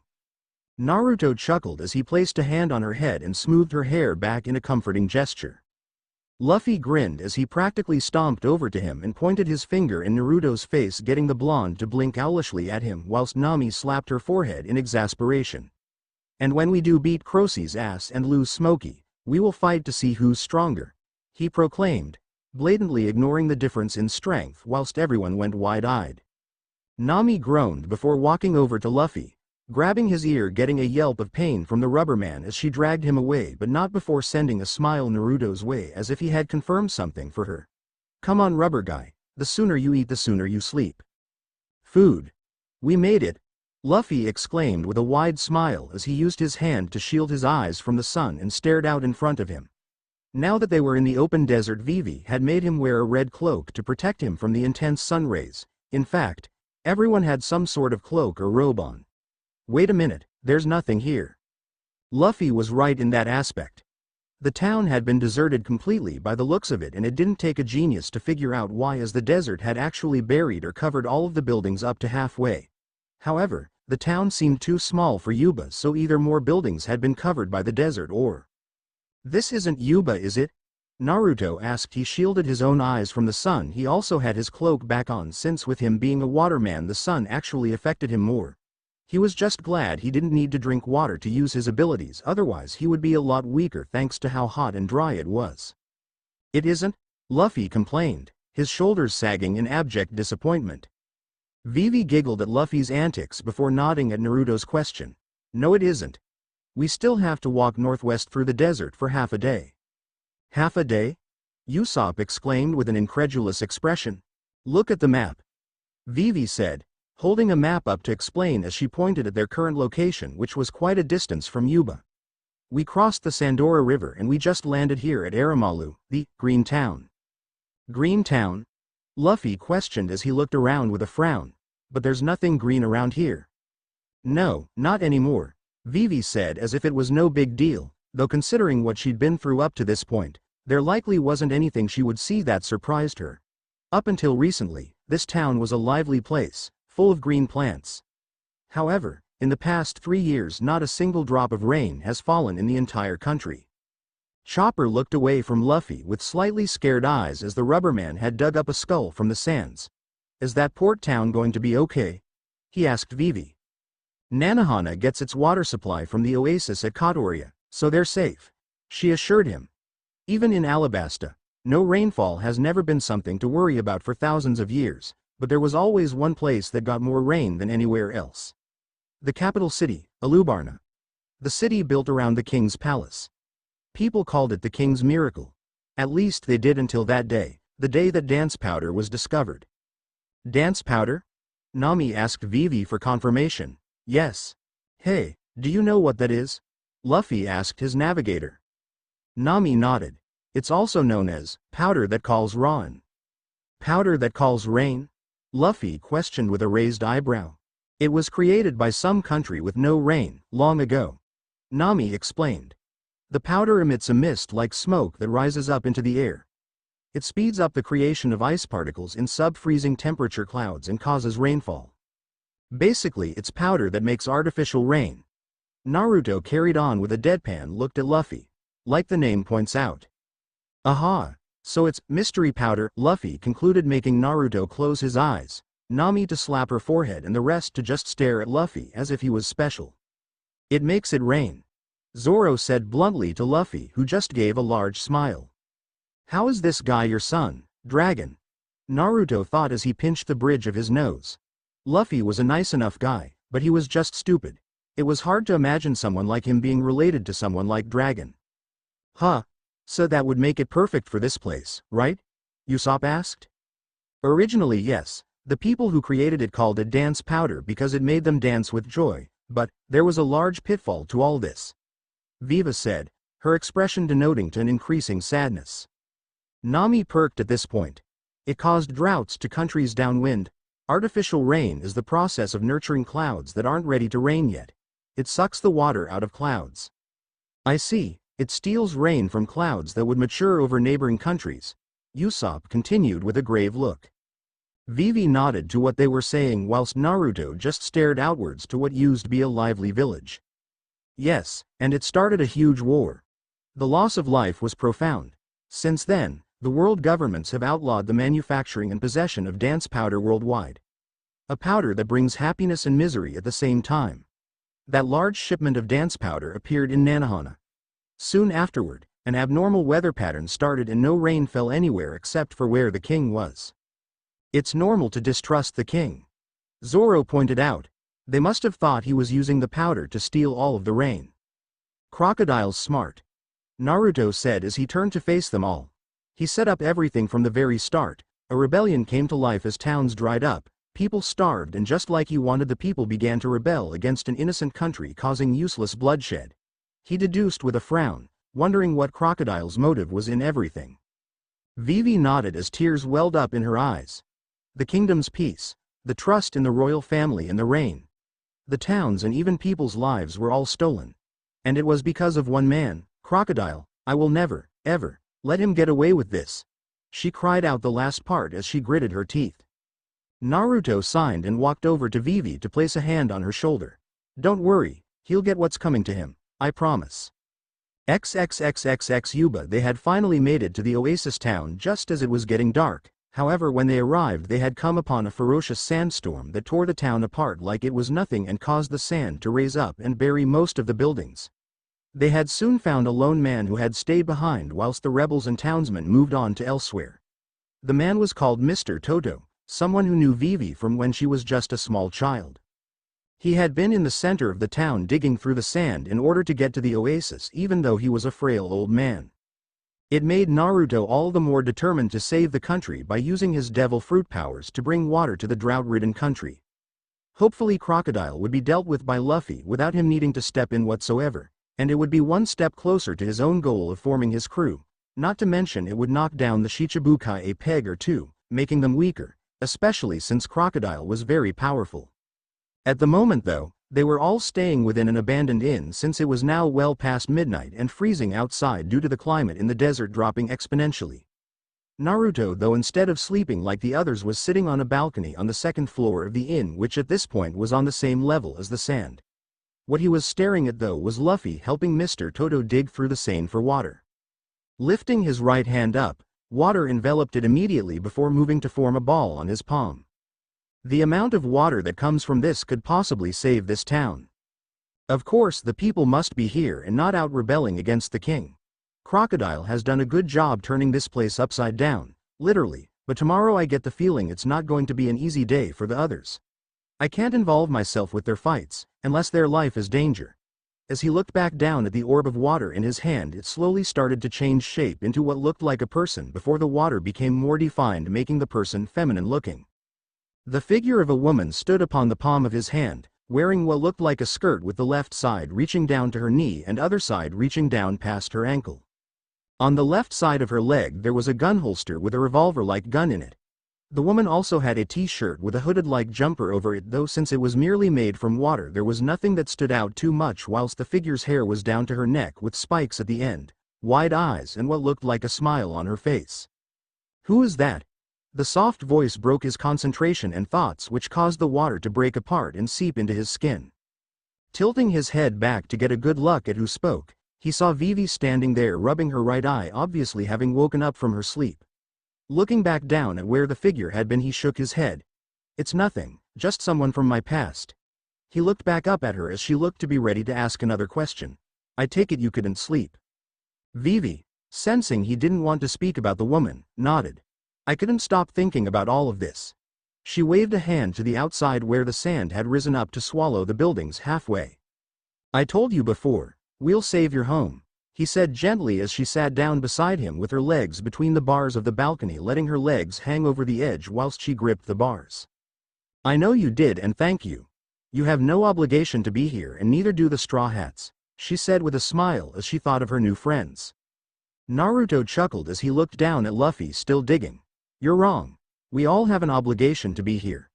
The simple fact that this place needs help is all the reason they need. Viva looked at him as he trailed off. What about you? Me? Naruto asked with a grin. I'm here to help an old friend, your father. Though I wouldn't sit back while a princess is in need of help, of course. I've never helped a princess before actually. He must before a grin formed. But I did save a queen once. Ah, good times. Vivi stared at him for a moment before breaking out into giggles. I still find it hard to believe that you're over 80 years old. You don't even act like it, and yet you're powerful, or so I'm told. She smiled at him. What's it like, to never age? Naruto glanced at her before frowning. It's a curse. Being forced to stand still in time while everything and everyone passes by, but I guess there's a good side to it too. I can make a difference in the world and see it all through. In the end, it just matters how I use my immortality. Whining about it will do nothing, so why not just change the world to be a better place? He grinned at her. Vivi smiled at that.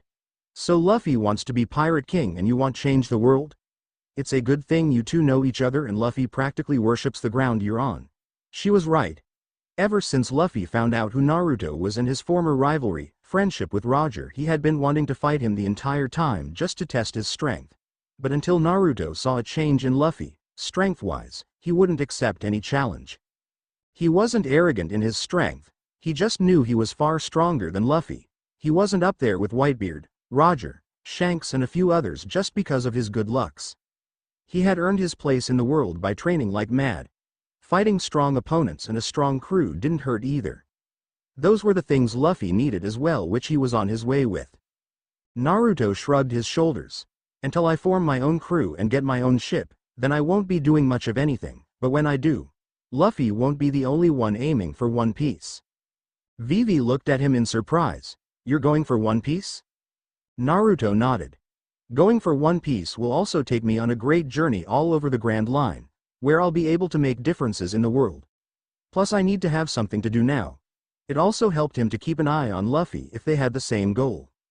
Vivi giggled and nodded in understanding. Looking back over the sand-covered town, she asked, "Can't you use your water or something to help them down there?" Naruto looked down at the two people digging and frowned. If I use my powers now, it would raise suspicions as to why water suddenly appeared.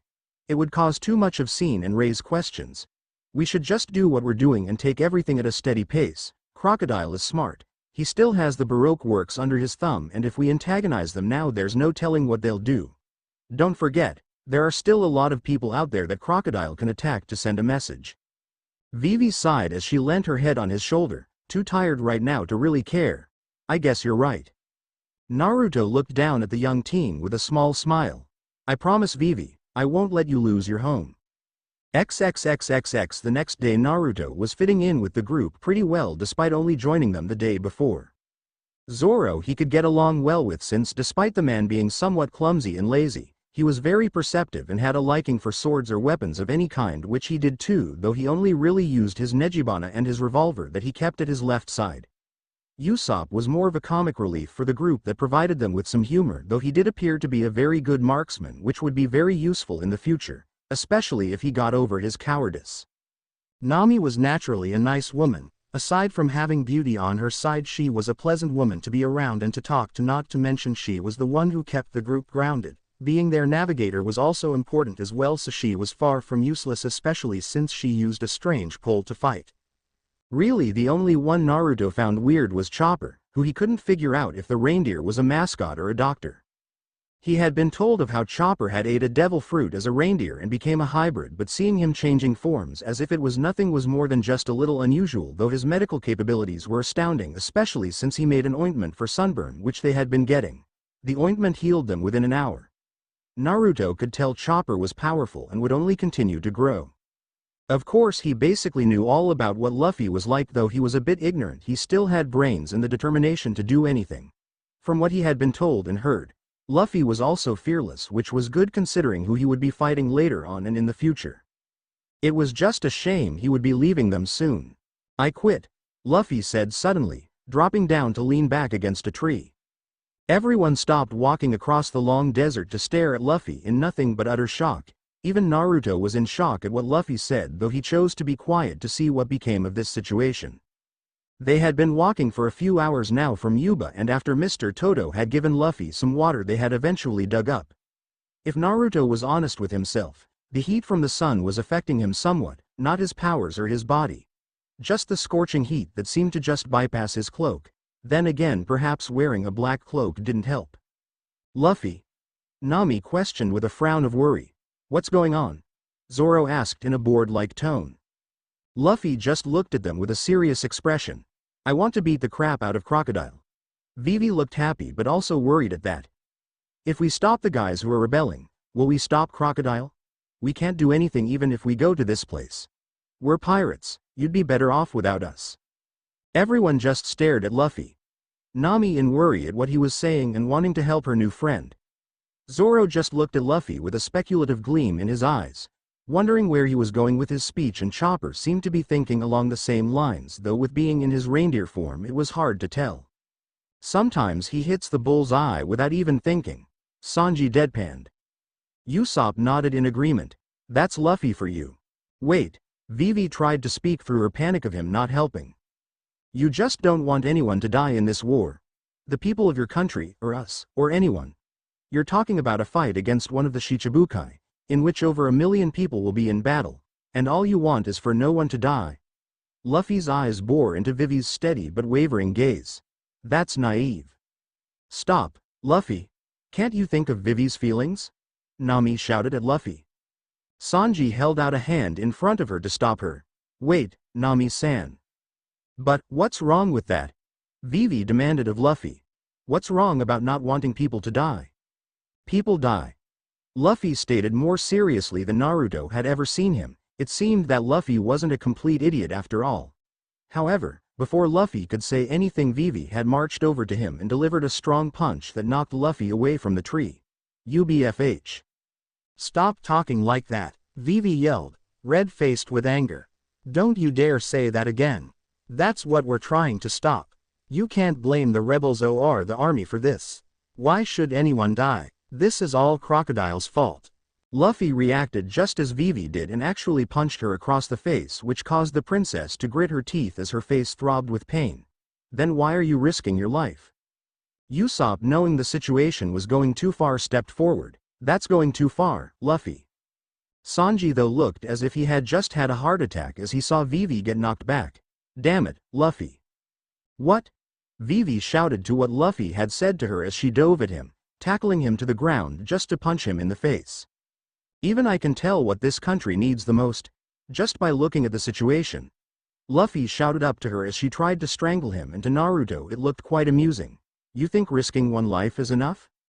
Then what am I supposed to do? Vivi yelled, tears threatening to fall from her eyes as she did so. There's nothing left I have to say. She fell back from Luffy as she began to feel tired from punching him. Why don't you try risking our lives, too? Luffy screamed at her, completely shocking her as she held a hand to her mouth with tears falling down. I thought we were friends. Luffy calmed down as he sat just in front of the princess. Look at you, you're crying, he said with a sigh as Vivi pulled her hood over her head to cover her tears.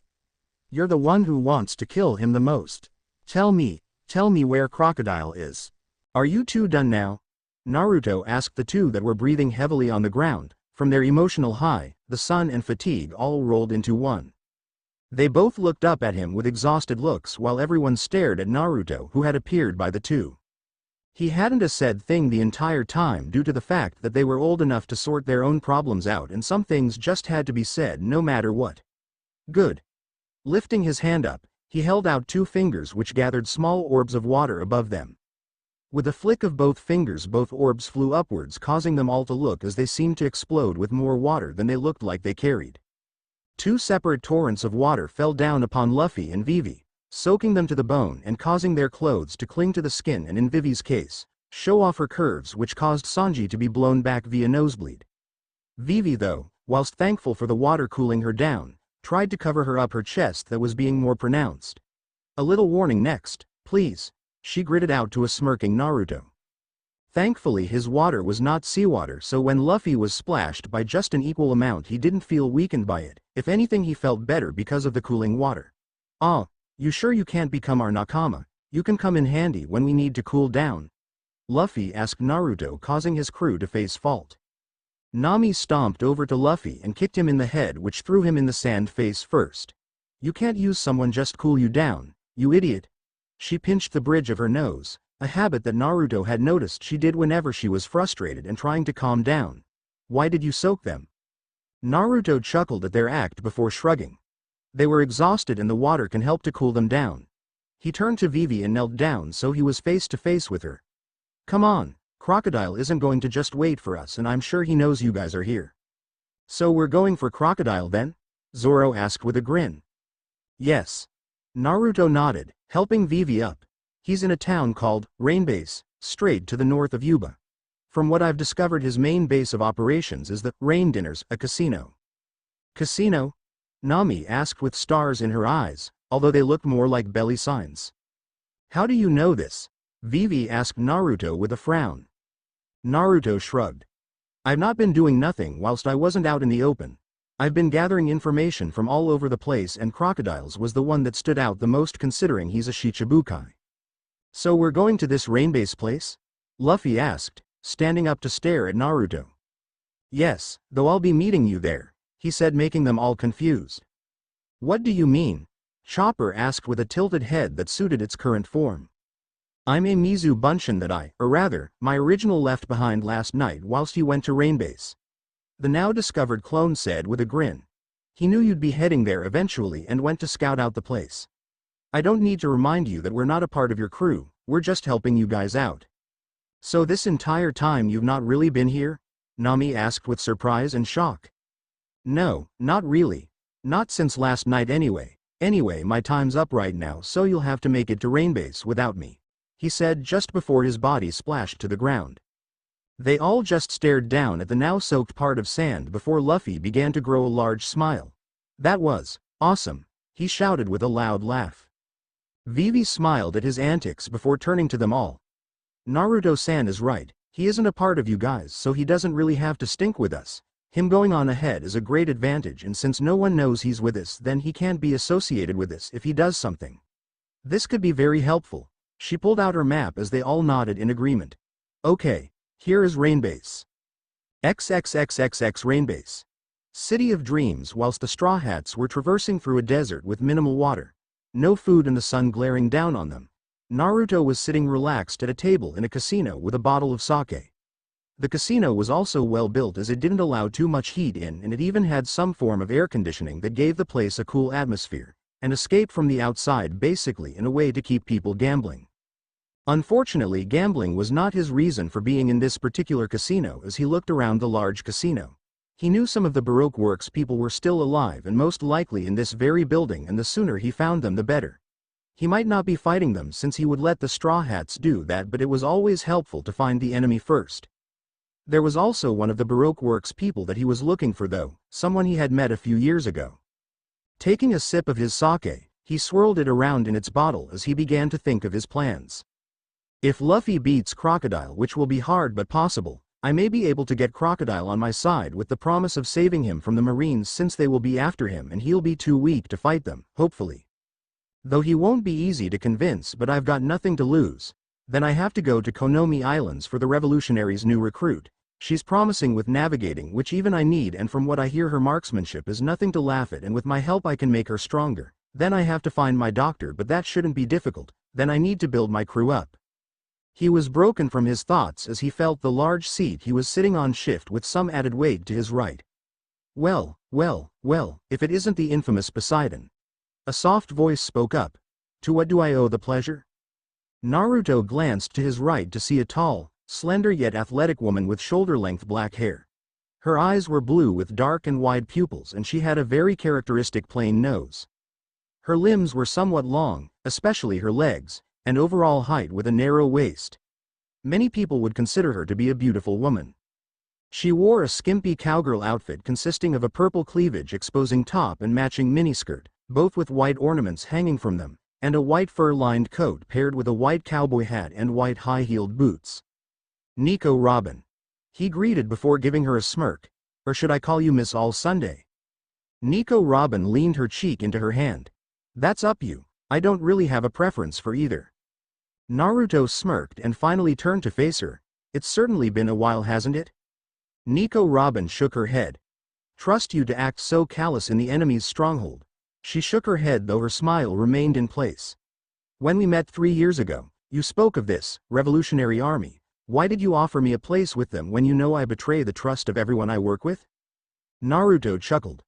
Because everyone, even those who have lost the ability to trust, deserve to have nakama that will stand by them at all times. Nico Robin just giggled lightly. And you believe this group of yours could offer me such a thing? She shook her head as her eyes seemed to darken. Such a thing doesn't exist. In the end, humans will always betray others one way or another. Naruto sighed to himself at the obvious answer from her. You can keep telling yourself that if it helps you sleep at night, but I'm not here to talk to you about joining me. That got her attention. Tell me everything about Crocodile, the Baroque works and his plan. Robin raised an eyebrow at that as she leaned back in her seat. And why should I betray my partner and boss? Naruto just shrugged uncaring as he took a gulp of his sake. Ah, that's the stuff. Anyway, no matter how you look at it, you'll betray Crocodile when you find the poneglyph here, so before that happens I may as well pick at that impressive mind hidden in that pretty head of yours for some information that could help my friends. Robin's eyes opened wide in shock at his words before she regained her composure. You know of the poneglyph? She chuckled at her own question and shook her head. Of course you do. What don't you know? Let's say I do tell you. How could it benefit you? I know you most likely have the power to take down Crocodile, so why not finish him yourself? Naruto shook his head. The black-haired woman. Because there are times when you must let others finish what they've started. Robin stared at him for a moment before laughing softly. You mean Straw Hat Luffy? You believe he can defeat Crocodile all by himself? I once heard that Poseidon was one of the greatest pirates out there. But it looks like you've fallen if you're relying on a rookie to defeat a member of the Shichibukai. Naruto smiled at basically nothing. Maybe over the years I have fallen somewhat, but every great pirate or person must fight their own battles without others fighting them for them. If you believe Luffy cannot defeat Crocodile, then that's your opinion. But I have faith in him and his nakama to complete their mission. Robin stared at him for a moment before sighing to herself. I suppose arguing with someone like you is a waste of time. One more question, what will you do with me once I tell you what you want to know? Naruto could tell her defenses were up, obviously a sign that whilst she didn't trust him or anyone else, she was still putting herself out there. I will do nothing. You tell me what I want to know and I'll leave you as if I was never here in the first place. Nico Robin stared at the enigma that was Uzumaki Naruto and could honestly say he was breaking through her defenses just by being nothing but an honest man. It was what infuriated and confused her the most because he was a man with so much at his disposal that he didn't need anyone by his side. And yet he was willing to help the Straw Hats just because he wanted them to complete their mission with Princess Vivi if she had to guess. She only knew so much about Naruto, such as his attack on Marineford 32 years before, which she could honestly say she was happy with after her past with the group. He had then vanished off the face of the earth, though she was one of the few that knew he had returned under a decade ago by joining with some group that apparently wanted her if what Naruto was saying was true. Of course her bad past stopped her from agreeing, especially when she knew if she did betray them, as was her usual action, she may not actually escape like she had all the other times she betrayed someone. If only things were much simpler in the world, then she could possibly have all of the things Naruto spoke of. But of course the world was a dirty place and you had to do what you could to survive, even if that meant betraying your current employer. Very well. XXXXX Operation Utopia was the name of the project designed by Crocodile, which consisted of taking over the Alabasta Kingdom's throne via overthrowing King Nefertari Cobra and taking the ancient weapon Pluton hidden somewhere in Alabasta. The plan was impressive since Crocodile had managed to turn the country against itself. Of course that was only because no one had a single idea of what was going on whilst Crocodile played them all. Nico Robin had explained to him the basics of how Crocodile had gotten to the point he was currently at. Surprisingly, it was easy to get the information from her. She more or less told him everything that she knew without preamble. When they had departed, she had told him he owed her, which just made him amused that she had unintentionally implied they would meet again. He only hoped that she found nakama, preferably the Straw Hats. Anyway, Crocodile's step-by-step plan went like this. Step 1. Crocodile had won the heart of the people through the use of public appearances as one of the Shichibukai, becoming a hero to the people by rounding up other pirates. This made it so that no one suspected that he was the mastermind behind everything. Step 2. Baroque Works secretly used dance powder to cause the capital city to have abnormally high amounts of rain. The people didn't suspect a thing until it was noticed that other cities were getting below normal rainfall. Step 3. Baroque Works agents brought dance powder into the country, and when questioned, they said it was a delivery for the king. Step 4. Baroque Works assigned several of its members to join the royal guard to aid in smuggling dance powder into the palace. When the powder was found, this pushed the people into thinking their king was behind the lack of rain. By this time, the younger citizens of Yuba were beginning to form ideas of rebellion. Step 5. To make sure the rebellion was pushed forward, several Baroque Works members joined their ranks, even going so far as to become close officers to Koza, a childhood friend of Vivi, who had become their leader. Those 5 steps had already come and gone. Whilst those plans had no use to him now, it did give some insight into just how Crocodile had come to such a point. However, Robin had been unable to tell him much more in depth, as she didn't truly know despite being vice president of Baroque Works. What she had told him, though, that given Crocodile's style, he would most likely have the rebels and the royal family tricked into fighting each other. Despite what he had been told about the plan, Crocodile and the Baroque Works, there was nothing he could really do without interfering with the Straw Hats, who he had all decided would deal with the big stuff. All he could do was sit back and watch, though he wouldn't stand by and do nothing if they needed his help. XXXXX time until Operation Utopia. 1 hour. Smoker-san. Why Rainbase? Tashigi asked her superior officer as they sat within what looked like a small cafe. We can drink water now, Usopp. A certain Straw Hat Luffy shouted as he entered the same cafe, though the 2 Marines didn't notice yet. Wah duh! Usopp exclaimed as he gasped for water, looking around with desperation. I just feel it, Smoker grunted out with a sigh, the usual twin cigars still in his mouth. Something smells in this country. I feel a huge shadow behind all of this. He finished cryptically and forebodingly. Give US water lady, barrels, 5 barrels of water. Tashigi looked at her commander with a frown. But are you sure it's Crocodile and his organization? Water. I can't say I'm sure, Smoker conceded, though his eyes remained narrowed as he looked to his right where a certain duo was drinking from 2 large barrels. We can't find any connection between the Straw Hat crew and the princess either. All we can do is wait until something starts to happen. Great water, damn it, Luffy exclaimed as he placed his barrel down. Yeah, damn it. Usopp did the same with his barrel before looking at Luffy. Okay, let's bring the rest of the water to them. Usopp trailed off as he looked over Luffy's shoulder to see Smoker and Tashigi staring back at them. Shit. XXXXX. The Straw Hats are finally here. And they've got the Marines back on their ass. They ran into Smoker again. Naruto said to himself as he stood up from the roof was on top of. Seriously, how have they survived this long? A tendril of water broke off from his body and splashed onto the ground, which began to grow upwards until a perfect clone of Naruto stood beside him. Mizu Bunshin, one of my favorite techniques, though it's much better when I have a large source of water. Naruto grinned as he jabbed a finger at the group. They'll likely split up. Watch over Vivi, she isn't a fighting type and Baroque Works will be after her. Clone Naruto gave a small salute. Got it, boss. Naruto grinned as the clone jumped away before he turned his attention back to the group. Luffy in particular. Let's see what you can do. XXXXX. As the group came upon rain dinners, Sanji spoke up despite the chaos. This isn't good.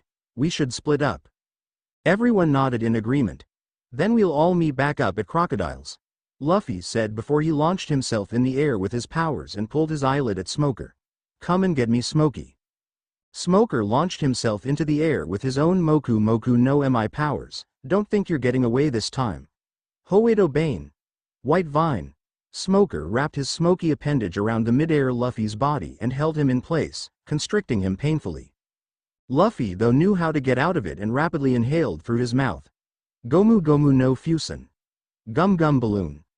Luffy's body instantly expanded and broke Smoker's grip on him, sending both of them forcefully away from one another as Luffy crash-landed in a camel pen and quickly fled the scene. XXXXX. Nami and Usopp were running together through the streets when Nami pointed ahead. Look, there's the entrance to rain dinners. It's built in the middle of a lake. She shouted in amazement and shock. Usopp looked around in worry as they ran. No one else is here yet? A few Baroque Works operatives saw them running from ahead, which they soon noticed. Take aim and fire. Those two are the first two. Usopp and Nami panicked at the sight of the men pointing rifles at them, but before anything could happen a black-cloaked figure dropped down in between and the two straw hats instantly recognized him when they saw the remarkable trident-like weapon on his back. Instead of using that though, the man they knew as Uzumaki Naruto reached to his left under his cloak and brandished his gun, the Blue Rose. Blue Rose was a unique revolver with an over and under barrel style. This design allowed it to fire 2 magnum rounds with each pull of the trigger.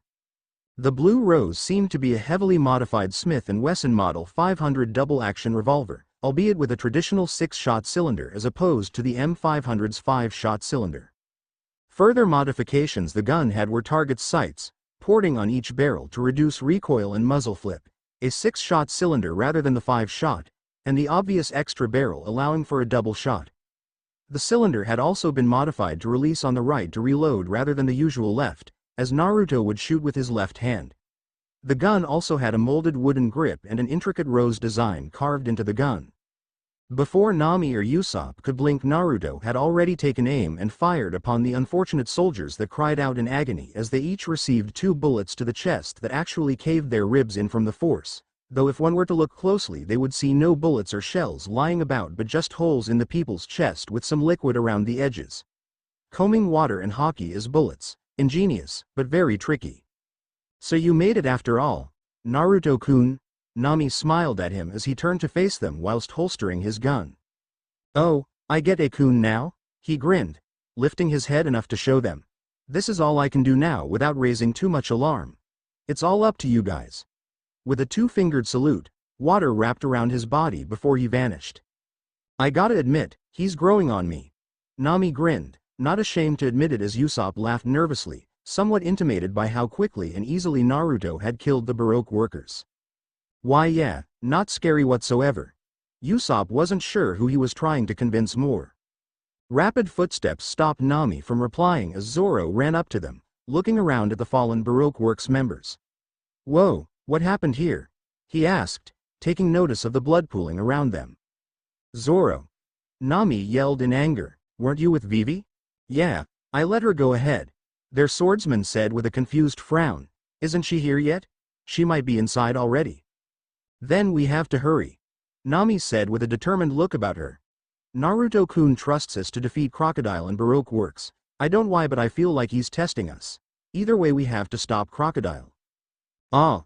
Luffy screamed as he ran straight towards them. Luffy!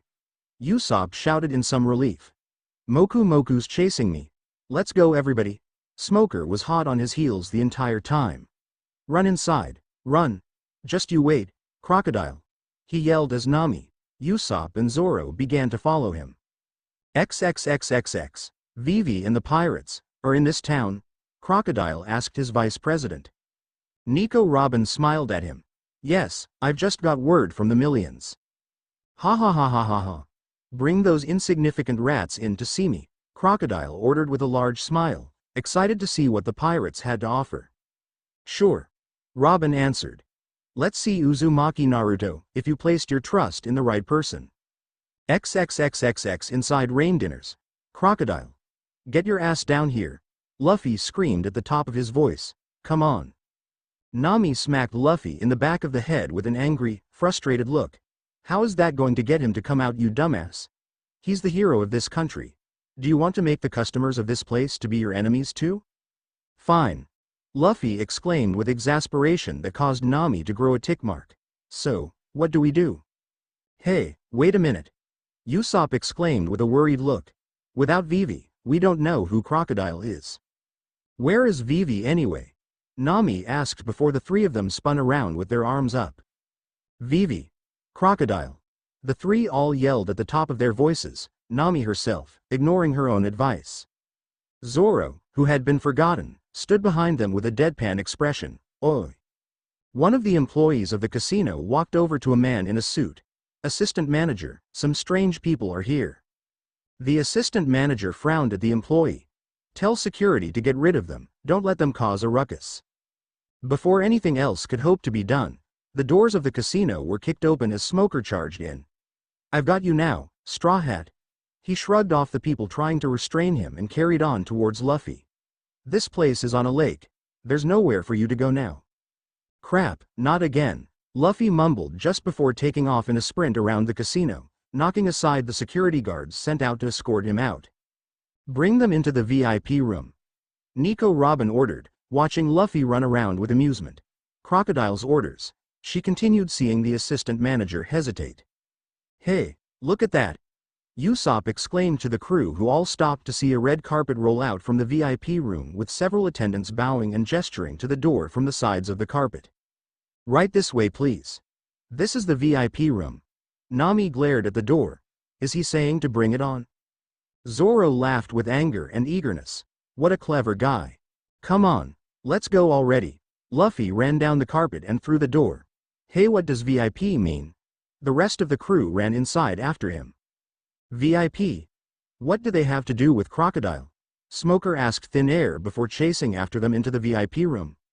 XXXXX. Naruto frowned from where he was seated on top of a large tree that overlooked much of the plaza surrounding the casino. So Robin-chan has a devil fruit called the Hana Hana no Mi. Flower fruit. A powerful ability. He had just witnessed Vivi being surrounded by billions, with no way of escaping, only to be saved by a man called Pell, one of the commanders of the Alabasta Guard and the strongest fighter in Alabasta. He had flown to Rainbase after Karu's arrival in order to scout via his zone devil fruit powers that turned him into a falcon. Pell, however, was defeated by Miss All Sunday, and Vivi was taken to the Rain Dinner's basement, where he was sure Luffy and the others were being held. Having already relinquished his water clone, he stood up, knowing that from where he was right now he couldn't see what was going on, and since he now knew how powerful and dangerous Robin was herself, he couldn't take the risk that the Straw Hats could get out of whatever trap they were in, especially with Crocodile being there as well. What better way to introduce myself to my potential crew member than barging into his basement and freeing the Straw Hats? Stepping off of the tree, he fell to the ground and began to make his way into Rain Dinner's, where he could see a larger pile of beaten down bodies littering the streets around Rain Dinner's. Man, Sanji and Chopper sure took care of things out here. He looked away from the casino into the distance. I get the feeling Crocodile's plan is already underway. If so, we can't waste much time. I have to get these guys out of here. Naruto-san. Naruto looked back to see Sanji heading towards him. Sanji, did you get rid of the guys after you? Naruto asked before he heard rapid footsteps. Get him. Shoot that blonde bastard. Sanji grinned and scratched the back of his. Not really. I was going to do it here while none of the crew were here and then trick Crocodile to come out and go save the others. He shrugged at Naruto's questioning look. They always get captured, and with Marimo there I'm not surprised half the time. Naruto chuckled slightly at that. Stick to whatever plans you have, but I'll save the others. This is also part of my plan, to build a crew. XXXXX. So it's already begun, Zoro muttered with a grave look whilst Usopp looked afraid and Luffy just angry, gnashing his teeth together. Nami was horrified after hearing Crocodile revealing his plan to the Straw Hats and Vivi, who had not long arrived with Robin. What an evil plan. Ha ha ha ha. Crocodile laughed as he stood on one side of a table whilst Vivi was seated on the other side. Robin was stood at the end. What do you think, Miss Wednesday? The plan that you helped set up is blooming. If you listen clearly, I bet you can hear the shouting all over Alabasta. And what do you suppose all of them believe? That we will protect them. Ha ha ha ha. Stop it. Vivi screamed with tears in her eyes. How can you be so awful? Crocodile closed his eyes as he laughed. Ha ha ha ha. Isn't that a little tearjerker? Love for one's country is what will destroy it in the end. I think this guy fits the definition of depraved to the latter, Zoro pointed out. That bastard. If only this cage weren't here, Luffy growled, pissed off with the smug attitude of Crocodile and the situation itself. Haha. I can remember all the hassle I had to go through to get this far. Crocodile began to count off his remaining hand. Collecting members. Scraping up money to buy the silver necessary to produce the dance powder. Stirring up towns on the brink of destruction. Teaching my employees how to carry out false acts or army corruption. Slowly eroding the people's trust in their king and increasing their frustration. Do you understand why I want to control your country so badly, Miss Wednesday? As if I could understand what goes on in that disgusting mind of yours. Vivi spat out before launching herself to the side, throwing the chair with her as her arms were tied around it. Damn, she muttered, angry at barely getting anywhere. Whoa there, What do you think you're doing, Miss Wednesday? Crocodile asked with a smirk. We can stop you. Vivi screamed at him as she continued to struggle forward along the ground. We can still make it in time. If we just go to Alubarna, directly east of here, if we can get to Alubarna before the rebellion there's a chance that we could stop them. Oh, isn't that odd? Crocodile asked rhetorically with that same arrogant smirk on his face. We were just going to go there, as well. Straight to Alubarna, to ask your daddy one little question. What? Vivi looked at the Shichibukai member with horror. Now what are you going to do to my father, huh? Huh? Which is more important to you, Princess Vivi? The people or your father? Haha, Miss Wednesday, if you want to come with us, then go right ahead. Crocodile held up a key for them all to see. Key? Vivi blinked in shock. Is that a key? For this cage?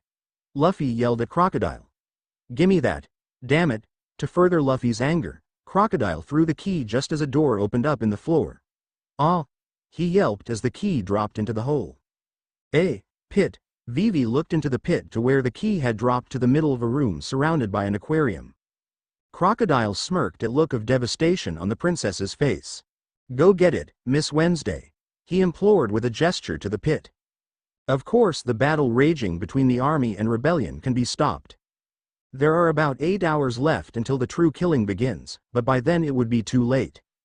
It would still take longer than that to get to Alubarna, never mind retrieving the key and freeing your friends. He laughed as he sensed a small amount of killer intent from Vivi. If you want to stop the fighting, you'll have to leave here right now. Abandon your friends, Miss Wednesday, or else hundreds of thousands will perish. Of course, it's your choice whether or not you save these fools. You can go and open in the cage. Oops, if only I hadn't dropped the key through that hole in the floor, though. Vivi gulped at the very thought since she'd sensed what was down there, into the Bananadile lair. Crocodile shrugged. You could call it that. Bananadile? Luffy questioned with a confused frown. When he looked over to one of the windows he saw a strange sight in the water surrounding them. Whoa, look at that. There's a crocodile growing out of that banana. Those crocodiles are enormous. Wah, this room is underwater? Weird bananas. Look at them, dumbass. The bananas are growing out of the crocodiles. They're weird crocodiles. Ah! Vivi exclaimed as she watched a bananadile swallow up the key in the pit. It swallowed the key. What's wrong, Vivi? Luffy asked through the bars. One of the bananadiles just swallowed the key, she answered with wide eyes. What? Chase it down. Make it spit it back up and get us the hell out of here. Luffy shouted at the princess. I can't do that. Vivi screeched back. Bananadiles are ferocious. They eat sea kings. You know? It'll eat me up the second I get close to it. Crocodile sighed as if he was sorry, which he clearly wasn't. Oh, I'm very sorry. Those guys think everything I throw down there is food and eat it. And besides, now you can't even tell which one ate the key. What a pity. What? Nami exclaimed, pissed off with Crocodile. That jerk. Zoro narrowed his eyes as he gripped one of his swords. Damn, even if we get out of this cage, we still have to deal with those reptiles. Luffy glanced at his Nakama with a raised eyebrow and pointed out the obvious. Geez, Zoro, we can't get out 'cause the big bastard ate the key, dummy. I know that, Zoro snapped. Well then, we're going to take our leave now. Crocodile said as he and Nico Robin turned to leave just as the large doors opened up. Also, this room will automatically destroy itself in 1 hour. I have no use for this Baroque Works secret base anymore. Water will flood into this room and turn it into part of the Rainbase Lake. He held his arms out in a grand gesture. 1 million innocent civilians or 4 worthless pirates with no future ahead of them. Your chances of saving just one of the two are slim. Bet, here is your feelings, Miss Wednesday. Do you like gambling? Ha ha ha ha ha ha. Even a princess is powerless in circumstances such as these, Robin said with her everlasting smile. It was easy to do my work here. There are so many idiots, especially those young rebels and a certain old hole-digging man. Crocodile laughed as he received their attention once more. Did you really think sandstorms could strike the same place perfectly all of the time? He held up his hand to show them his power as a miniature sandstorm formed on the palm of his hand. I'll kill you, Vivi owed as she pictured Mr. Toto digging. Ah, The water's coming up, Usopp exclaimed as water spurted from the ground and a bananadile appeared on the same floor as them, having come from the doorway Crocodile and Robin had opened. If you're going to abandon them, then now's the time. Do it, Miss Wednesday. You want to stop the rebellion, yes? Crocodile grinned. It's enormous, Vivi muttered with wide eyes of fear. Relax. A familiar voice sounded from her right just as a hand touched her shoulder. Vivi looked up with wide eyes to see Naruto somehow stood there. It's going to be just fine. Naruto, Vivi whispered softly, feeling so much relief that she felt like she was going to burst. Naruto. Luffy yelled with a giant smile that must have hurt his cheeks. Looks like he came after all.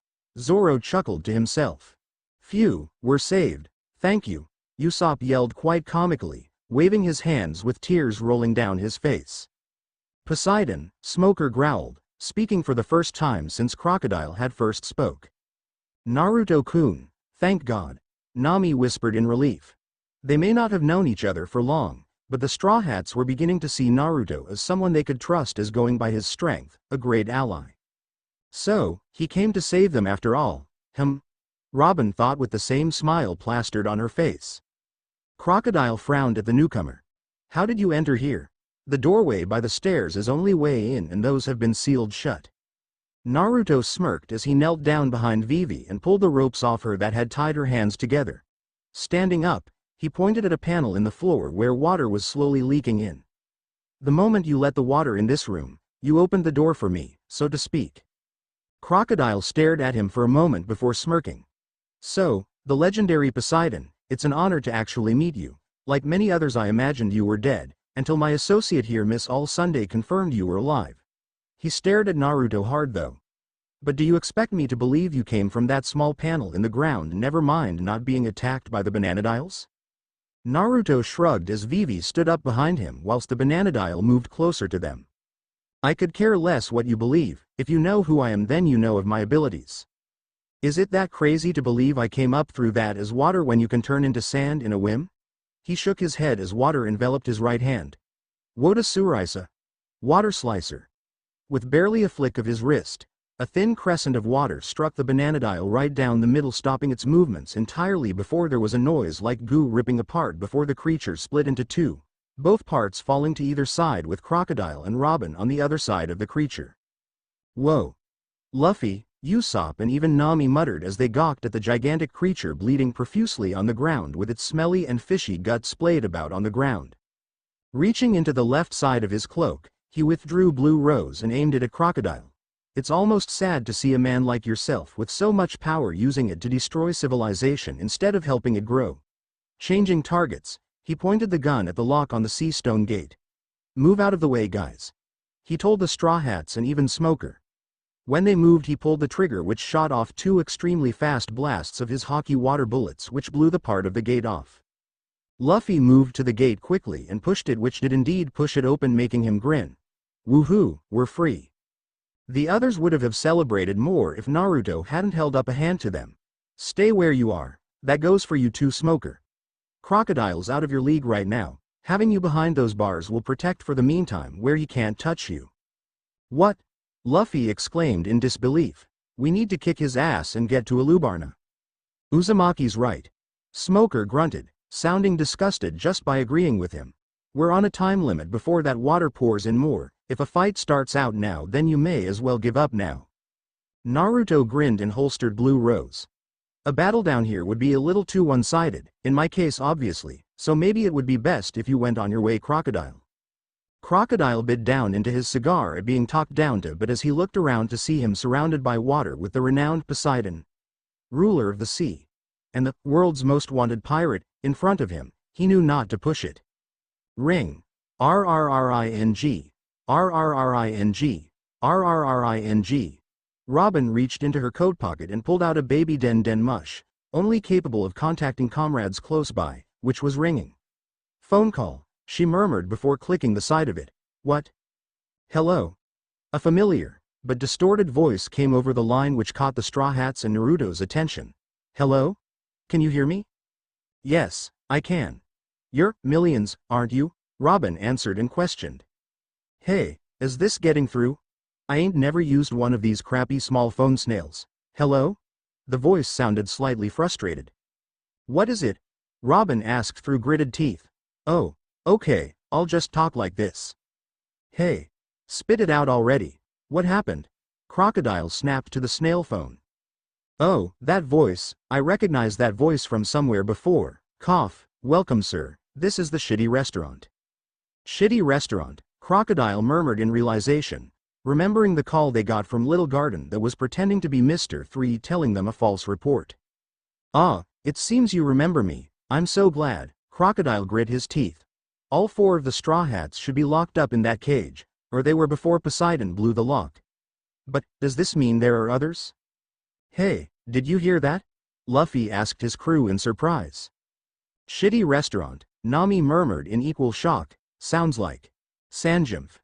Usopp quickly placed a hand over Luffy's mouth to stop the idiot from revealing their other member. Wait, Luffy? Usopp whispered urgently, maybe he doesn't know about him. Vivi's mouth opened in surprise as she heard a part of what Luffy had said. Sanji-san, that's right, Sanji-san and Tony-kun are still outside. Naruto smirked as he realized it was also Sanji on the phone snail. He had been wondering where Chopper and he vanished too since he hadn't seen them in a while.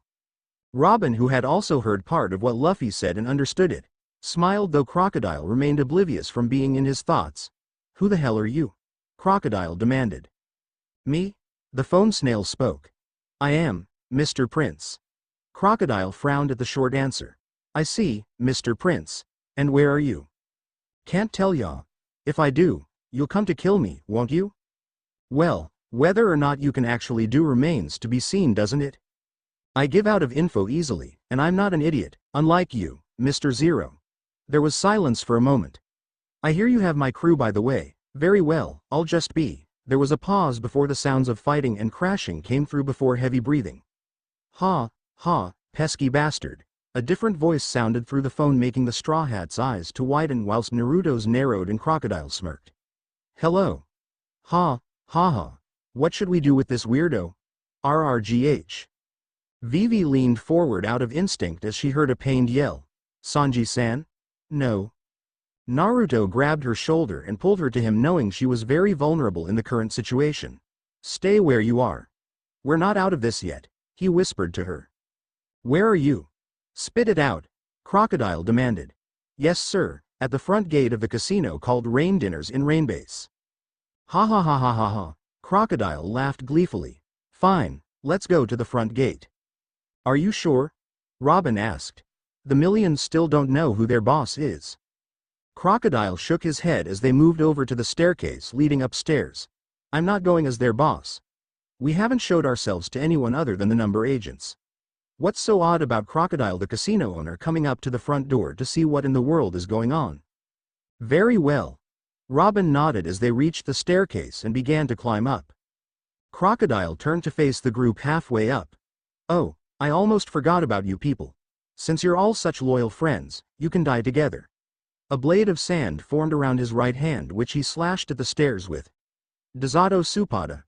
Desert Sword. The blade of sand expanded and cut straight through the staircase, from one side to the other, which caused the bottom part of the stairs to crumble in on themselves and leaving a very large gap that would not be possible to reach. Crocodile looked at Naruto and saluted with his hook, mockingly. It's a shame you have to die here, it would have been fun killing you. With that, Robin and he left. Naruto just smirked up at where they left through the large double doors. Clearly he forgot water doesn't bother me.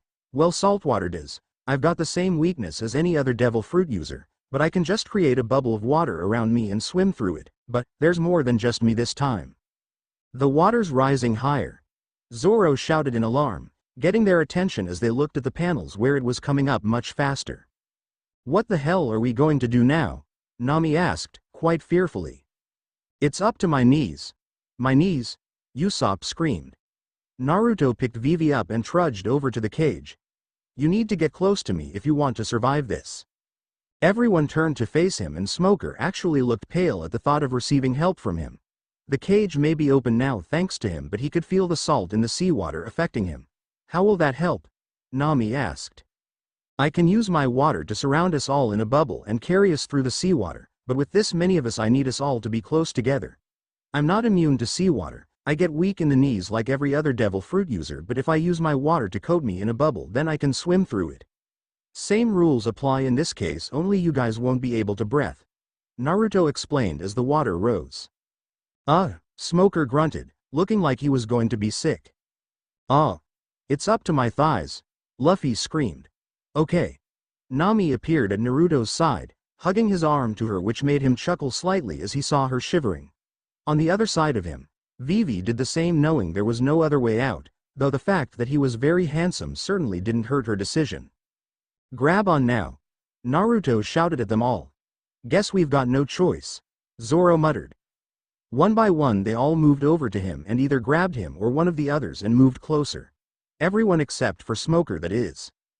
Naruto sighed at Smoker but couldn't blame him. In all honesty, he was his enemy at the end of the day. You can either grab on or die, Smoker. I don't want to leave you down here to die, but it's your choice. With great reluctance that made it almost look painful, Smoker nodded. Fine. He grunted before grabbing onto one of the other's shoulders so that they were all now very close and touching a shoulder or arm. Good. Naruto nodded, beginning to feel the seawater's effects. Wodaraku, waterlock. Water sprung from different parts of Naruto's body and lifted them all up so not a single part of them was touching the seawater. Hold your breath. The water that lifted them then quickly surrounded them in the form of an orb filled of water, though it had no effect on the devil fruit users, just like Naruto had said. Now I have to get us above ground while they can hold their breaths. XXXXX moments earlier outside Rain Dinner's Crocodile looked around the front of Rain Dinner's where bodies were piled up and spread out, basically covering any ground from the eye. What the hell happened here? Robin also looked around the scattered bodies with some amusement at how easily their forces had been taken down. With this added to what Pell the Falcon did, all of our millions in town have been wiped out, quite easily I might add. Crocodile grit his teeth as he walked over to a downed million that was just barely conscious. What happened? Who did this? The downed million with blood smeared on his face, squinted up at Crocodile. This guy, he called himself Mr. Prince, he left towards the south, through town. Just now? Crocodile asked, looking around. As he looked, he found a cloaked person running away. Him. Piece of shit, don't think you'll get away from me. Robin shook her head. Why don't you let him go? Be silent, Crocodile growled at her. He killed all of my employees. I will not be humiliated like this. He growled as his legs turned to sand and he shot forward, flying along the ground. Sanji from an alleyway smirked as he saw Crocodile chase Mr. Prince, though he looked at Rain Dinners when he saw the bridge collapse into the lake beneath it. Naruto-san said he'll take care of everything earlier, I'll have to trust him. With a sigh, he took out a cigarette and placed it between his lips and lit it with a match. Taking a drag from it, he blew out the smoke from it and leant back against the wall. Crocodile stopped where he last saw the cloaked man, his legs reforming back into their solid form. Where are you? He looked around but could see no one resembling the man he was chasing. I will find you and I will kill you. A cloaked and smaller version of Chopper walked past Crocodile towards Rain Dinners. Worked like a charm. XXXXX the orb of water that contained the Straw Hats, a princess and a captain of the Marines, rose up from the lake around Rain Dinners at the town where there's surprisingly no railing in the way. Naruto allowed the orb to open up so he could place Nami and Vivi, who were still clinging to him but struggling to breathe, on the street before doing the same with the others, though Smoker and Zoro threw themselves onto the street with a thud, since they didn't want to be manhandled in such a way, Smoker more so. Sanji, having seen them pulling themselves out, ran over to them and bent down to Luffy, who was spitting water out. You alive there, Luffy? He should be fine. Naruto answered, now actually sat on the water, which made Sanji's eyes wide. He was only in normal water, or my water to be more precise. He's probably just out of it slightly from lack of oxygen. How are you? Sanji pointed at Naruto sitting on the water with his arms crossed whilst everyone still had to drag themselves onto dry land, except Nami and Vivi. Naruto shrugged with a grin. I am water. I can change the pressure of myself and the water I use, which allows me to sit on water, walk on it, fly, and even in fights it comes in very handy. Plus, if I just place a layer of water on top of another source I can sit down like this. He explained. Though even if I fall in seawater I'll still sink. I can only travel in it by placing myself in a bubble before I enter. Vivi had decided that since she was on land, she should help the others up. This was done by grabbing Usopp's long nose and ragging him, painfully. Come on, get up Usopp-san. What are you doing? Nami asked the almost comatose Usopp. She was also helping by dragging him by his cloak. How could you not hold your breath for a couple minutes? Sanji's eyes sparkled at hearing that, and Naruto sighed, recognizing a pervert when he saw one, though he would be a liar if said he hadn't eyed Nami or Vivi once or twice. Ever since the incident 32 years ago, he hadn't been in any sort of relationship since he had lost everything, though he had been with a woman or two. What that meant to him he wasn't sure, as at that time he had been afraid of loving someone again, but now he knew that was stupid. It wasn't like you could stop loving someone. You couldn't help who you fall in love with, or when. There were no two ways about it. Sanji had already made his way to a soaking wet clothes cling. Nami. Nami-kwan, holding your breath for so long could only mean one thing. Smack, idiot. Naruto muttered as Sanji found his face planted into the ground with an angry and blushing Nami over him with her fist still raised. Nami-chan. He called to the orange-haired girl, who smiled at him as if she hadn't just pummeled her nakama. You know, I've lived a long time, and in that time I learned how to control certain aspects of myself. I'm sure you know what I'm talking about. A blush and a hesitant nod were his answer. But not even my control is good enough when I see a beautiful woman like yourself. Soaking wet and your clothes clinging to you like a second skin. That cloak hides nothing. Nami looked down and realized what he said were true. Her body was showing through the wet clothes. Her s, having gotten cold from the water, had become hard enough to show clearly. Having gone braless, only her shirt was there to protect them. Fat lot of good that did, and her skin was visible. Not to mention the shirt seemed to fit in every curve, which made her body more pronounced. With another blush and a duck of her head to avoid Naruto, she closed her cloak tightly. Naruto appeared beside Nami in an impressive display of speed. You shouldn't be embarrassed, you have no reason to be. He grinned as he leaned closer to her ear, his breath tickling her neck, which caused her to shiver despite the situation they were in as their friends began to gather themselves. You're a beautiful woman, and believe an old guy like me when I say so. I've seen a lot of women or otherwise, but seeing a healthy young woman like you like that, well, it makes me feel young again. He winked at her before walking forward, leaving Nami, surprisingly a babbling mess as she stared after Naruto. Bastard, I barely know you. You're much older than me and you're gathering your crew, but after getting me so aroused, none of that matters right now. Truth be told, the age gap between her and Naruto didn't really bother her. It would have if he looked and acted his age, but as it was, he could easily pass for someone in their late teens to their early 20s. Really, the only thing that would have turned her off to him was if he happened to be an ass, and so far the blonde had been nothing but pleasant and helpful. Of course, if Naruto had money or some valuable treasure on him, it would just be a bonus. Good job, he was a pirate and gathering a crew. Gah, men are so confusing, she complained, making sure to give Sanji's body a swift kick for the hell of it before going back to what she was doing before the interruption. One day, I'll get him back and I'll make sure I leave him with a problem his hands won't be able to solve. Vivi, who had witnessed Naruto's flirting, merely looked at them both in confusion. She was too young and had lived a sheltered but busy life, having infiltrated Baroque works for 3 years. Anything to do with her hormones was not required in those times, so she never bothered with it whatsoever.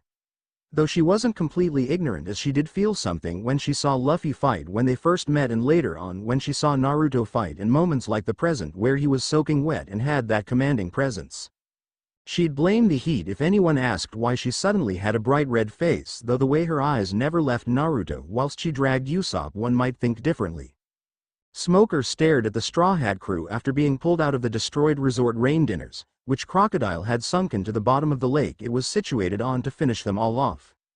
Uzumaki Naruto, the one to have saved them all, including him, was also standing with the Straw Hats, which proved where he had suspected his allegiance stood at the moment. He let out a sigh and waved them off. Go, he said, allowing them to leave without a fight. Only this time will I let you get away. The next time we meet, however, you're a dead man. Remember that, Straw Hat Luffy. Naruto opened his eyes to find Smoker staring at him. Guys, get going to Alubarna. What about you? Usopp asked, having decided he could trust the former marine killer. Naruto-kun. Come with us, Nami exclaimed as they had all been ready to run. Naruto looked at Luffy and gave him a nod. You know what to do, Luffy. Don't give up, no matter what happens. You can win. Luffy looked at Naruto just as Marines appeared on the rooftops and began to charge down the other end of the street they were on. Are you sure? He asked in a more serious voice. Naruto chuckled and gestured to the Marines with their guns pointed at him. I'm not going anywhere right now. Unlike you guys, I'm too dangerous to leave running about. Uzumaki Naruto, a bounty of 750 million belly, given the epithet of the Poseidon, and the world's most wanted pirate, Smoker spoke as if reading a file. There's no way in hell I'm letting you go without a fight. Naruto chuckled before looking at the stunned crew. Get going, you have a country to save. Naruto-san. Vivi shouted. Promise we'll see you again. Naruto grinned at her. I promise. I'm going to save this country too, remember? Vivi smiled at him broadly before nodding. Luffy nodded at Naruto at last before turning to his nakama. Let's go, he said with determination. He didn't wait for an answer as he took off running, but he could sense they were behind him. Is this right? Nami asked with worry. Is it safe to leave him behind with all of those Marines and Smoker? Luffy just grinned. You should be asking whether or not if it's alright to leave Moku Moku and the Marines with Naruto. Chuckles went around the Straw Hats at that. Usopp almost stumbled though as something came to him. Did Smoker say Naruto-san had a bounty of 750 million belly? They all nearly stumbled that time. Nani? XXXXX Naruto versus Smoker and Marines. Naruto stared after the Straw Hats as they began to vanish from sight. Just seeing them so close as friends and crewmates reminded him of his own crew from his old days as a captain with his former nakama. They're going to become very strong in the future. The least I can repay them for showing me kindness instead of fear for who I am is by holding off all of the Marines in the town. Smoker watched as the crew took off, leaving him behind as the group of Marines came to him. Sir, aren't you going to go after them? Smoker shook his head as he gripped his weapon of choice. No, we have more pressing matters. He nodded at Naruto, who remained completely still after the Straw Hats left with the princess. He ignored how all of the Marines went on alert and aimed their guns at Naruto. Call back the men who went off to chase them, they won't catch them. Get them back here and call headquarters. Tell them to send all Marine ships in the vicinity to Alabasta. The Marine who had been speaking to him stared in shock. Call for reinforcements. But I don't think the superior officers will let them go to fight such a small number of pirates. Smoker turned annoyed eyes onto the spoken man. Since when have I listened to my superior officer's opinions? Now go. He finished, scaring the man off to accomplish his task. Are you sure you want to send people away? Haku Ryo no Sumoka? Smoker the White Hunter? Naruto asked. Smoker just grunted as he blew smoke from his mouth from the cigars. I have you completely surrounded, from the rooftops, the streets, and your every direction, and then there's me in the way. You aren't escaping. Sending a couple soldiers away won't make a difference. You're right about that. Naruto grinned. You could bring the entirety of the Marine fort and you still won't catch me. Smoker just grinned as he gripped his jute. We'll see about that. A signal with his hand caused every Marine in the vicinity with a rifle, cannon gun or any other kind of gun, to shoot at Naruto. This consisted of about 30 Marines at the moment, as most of them were being called back or otherwise knocked out by the Straw Hats. Just like any Logia Devil Fruit user, every bullet, cannon or otherwise simply blew right through his body as it turned to water where he was struck. His healing was much quicker than the bullets though, as by the time another shot was fired, the hole in his body before would have healed by then. But, considering there was a good number shooting, it was a complete mess as water was splashed all over the place.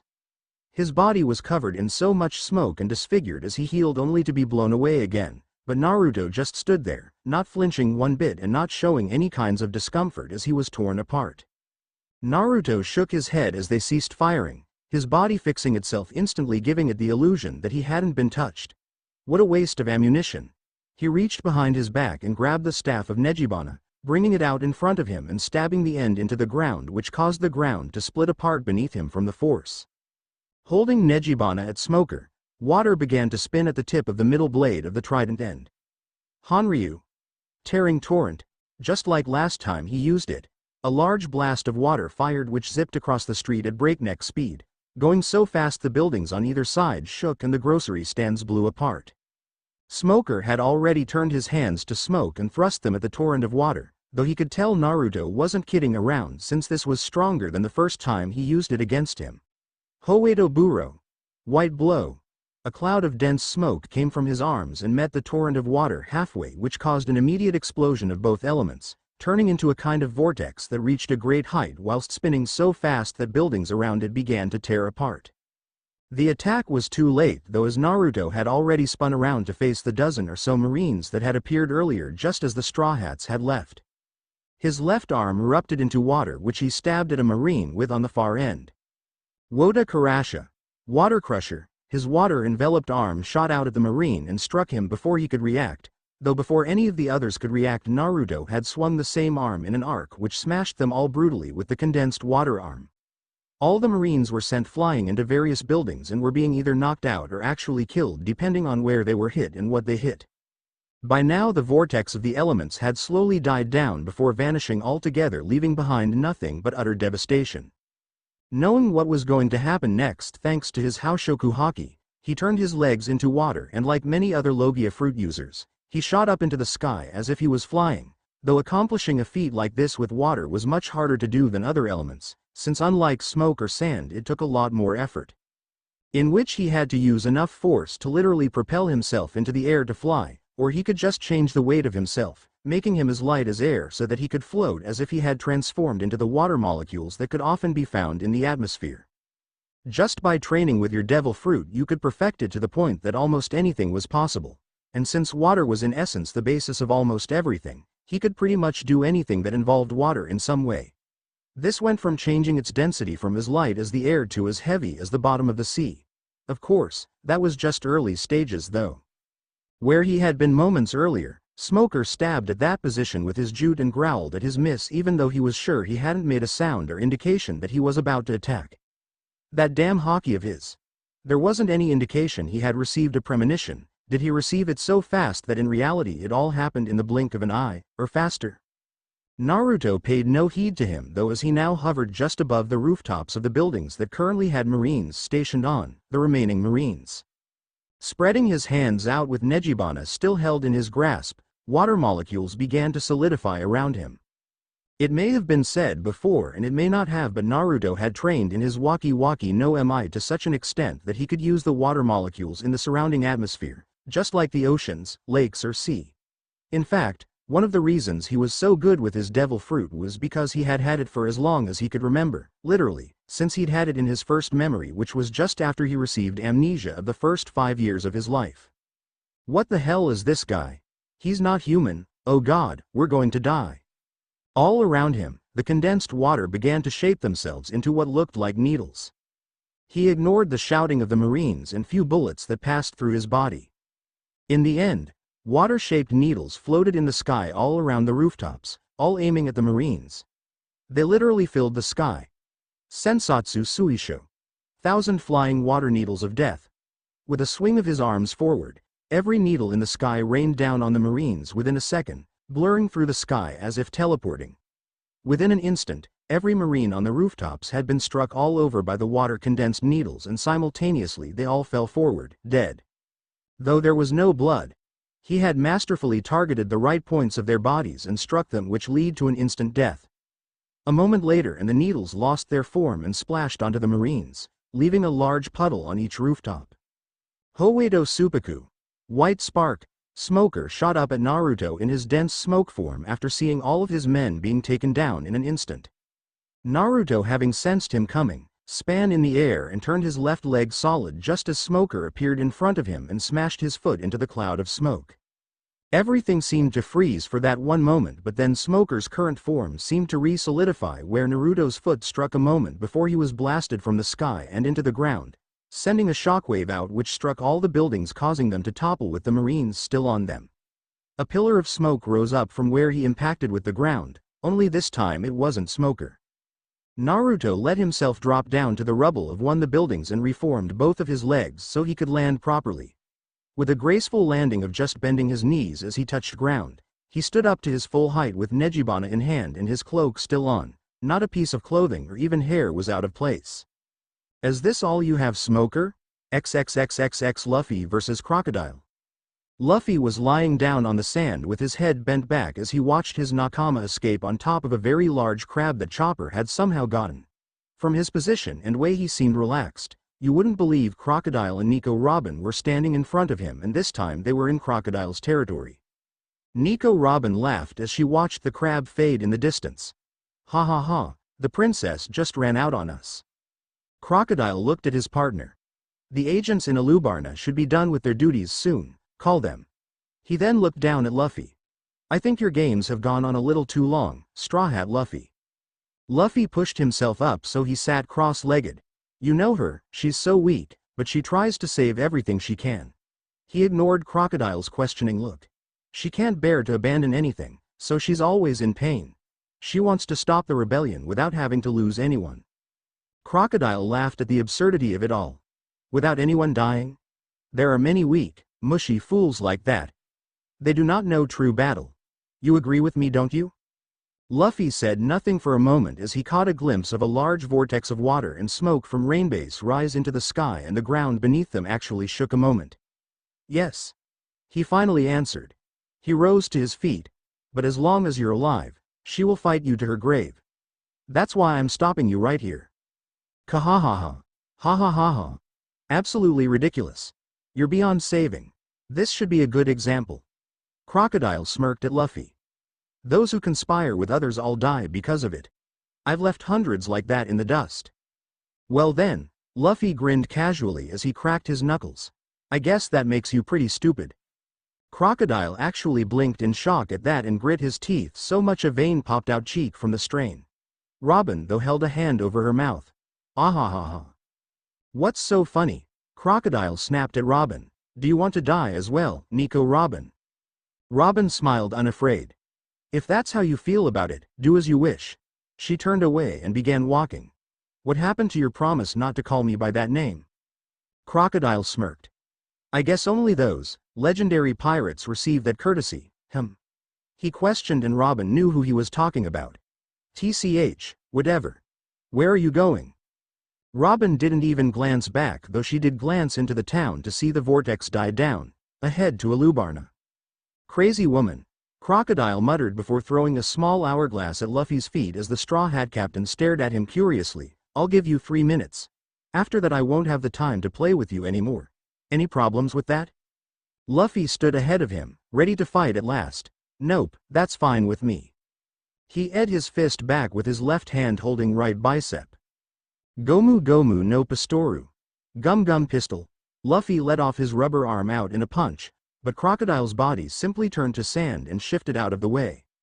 He reformed and came at Luffy with a swing of his golden hook, who bent over backwards to avoid the metal appendage whilst his arm snapped back. Luffy's right leg extended into the air as he dodged. Gomu Gomu no Sutampu. Gum Gum Stamp. Luffy backflipped and thrusted his leg out at Crocodile. However, when it hit him, his body turned to sand upon impact and his leg just shot right through him. Luffy looked shocked as his leg snapped back and he landed on his feet, panting slightly, mostly from the heat. Crocodile's body reformed again, with him seemingly not caring that he was in a fight at the moment as he blew smoke out of his mouth from his cigar. Let me tell you something important, Straw Hat. No matter what you do, you'll never, ever. Luffy was in no mood to listen to him as he began to punch at the air. Gomu Gomu no Gacharingu. Gum Gum Gatling. Luffy launched rapid-fire punches at Crocodile, each punch busting right through his sandy body in multiple blurs that just looked like holes were opening up in Crocodile's body. When the attack ended, however, once again Crocodile's body reformed, no worse for wear whatsoever. Sand monster. Luffy shouted at him in anger, rushing to attack once again. Listen up, Straw Hat. Crocodile said lazily, sighing in annoyance. These mosquito bite attacks are useless against me, because you will never, ever. Luffy, once more in no mood to listen, thrusted his arms back a distance, as far as possible. Gomu Gomu no Bazooka. Gum Gum Bazooka. Luffy snapped his arms forward and punched 2 twin holes through Crocodile's chest, blowing a mass of sand out of the back. Luffy was not shocked or surprised at this point and shot his leg as high into the air as he could stretch it before bringing it down at high speed. Gomu Gomu no Ono. Gum Gum Battle Axe. Luffy's brutal axe kick slammed right into Crocodile and blasted the man apart, giving the idea that he just vaporized the man. Damn it, damn it, damn it. Did I crush you, stupid sandgator? Luffy shouted as he stomped at the sand. I told you already that none of that would work, Crocodile said as he appeared behind Luffy out of nowhere. Luffy turned around enraged. You, Crocodile sighed. No matter how hard you fight Rubberman, you will never def. He finished with a mumble when Luffy's fist burst through his face once more. Luffy jumped back, ready for anything. Def? What the hell have you been trying to say? Crocodile stared at Luffy with murder in his eyes. Veins throbbed around his eyes as he glared. Why don't we end the games now, Straw Hat Luffy? Luffy glared out at him. I've been fighting seriously. He grit his teeth as he stared at Crocodile. Damn it. I can't hit him, he keeps dissolving. Crocodile smirked as he put his hand back. You and I are two pirates in two completely different leagues. Crocodile formed his right hand into a loose blade of fast-moving sand, similar to a chainsaw. Desato Supada. Desert Sword. He stabbed it into the ground, and an instant later, like a torpedo, the attack shot along the ground, splitting it apart. What? Upon seeing the move split a rock right down the middle, Luffy cartwheeled out of the way on pure instinct as the ground split apart beneath him and ended up landing on his head. Ouch. Crocodile grinned at the Rubberman. You sure wouldn't have been saying, ouch, if it had hit you. He noticed Luffy marveling at the massive rip in the desert that he had just caused. Depending on how you use and train devil fruit powers, they can be very strong in battle. But I'm not like the other idiots who are just content with having the power. I've honed mine to perfection. Just like everyone else, you'll wish you never stood up to oppose me. Desato Girasole. Desert Sunflower. Crocodile stabbed his hand into the ground, and in front of him the desert sunk into itself instantly, forming a pit of quicksand that started sucking Luffy in. What the? What? Luffy panicked as he felt himself being dragged to the center and began to outrun the fast-moving sand. I'm being sucked down by the sand. Crocodile watched in amusement. Never heard of quicksand?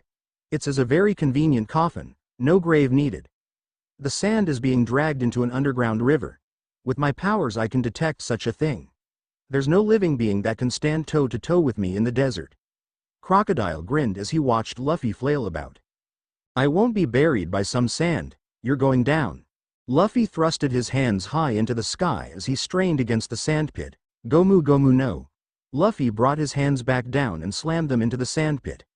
Bazooka! Gum Gum Bazooka! The force of the attack on the sand threw Luffy into the sky and above Crocodile, where he entwined his fingers into a net. If I can't punch you, I'll capture you. Gomu Gomu no Amy. Gum Gum Net. Luffy stretched his fingers around Crocodile in the form of a net. Crocodile once again simply turned to sand and drifted through it while encasing the next in sand. Don't you get it? Someone of your level can never. Luffy did not want to listen though. Gomu Gomu no Muchi, Gum Gum Whip. Crocodile found his sandy body cut in half by a long kick by Luffy. TCH. Repeating the same old moves again, huh? Luffy fell from the air right into the range of a strike from Crocodile just as his body reformed. Barchin. Crescent-shaped dune. Crocodile swung his right arm and cut through Luffy's right arm with a crescent of sand. As Luffy hit the ground, he looked at his arm in horror. My arm, it's gone. My arm turned into a mummy. Luffy's entire arm was shriveled and dead-looking.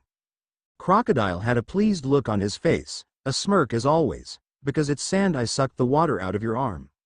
Maybe I should kill you by sucking the water out of your entire body, to give you a little taste of the desert.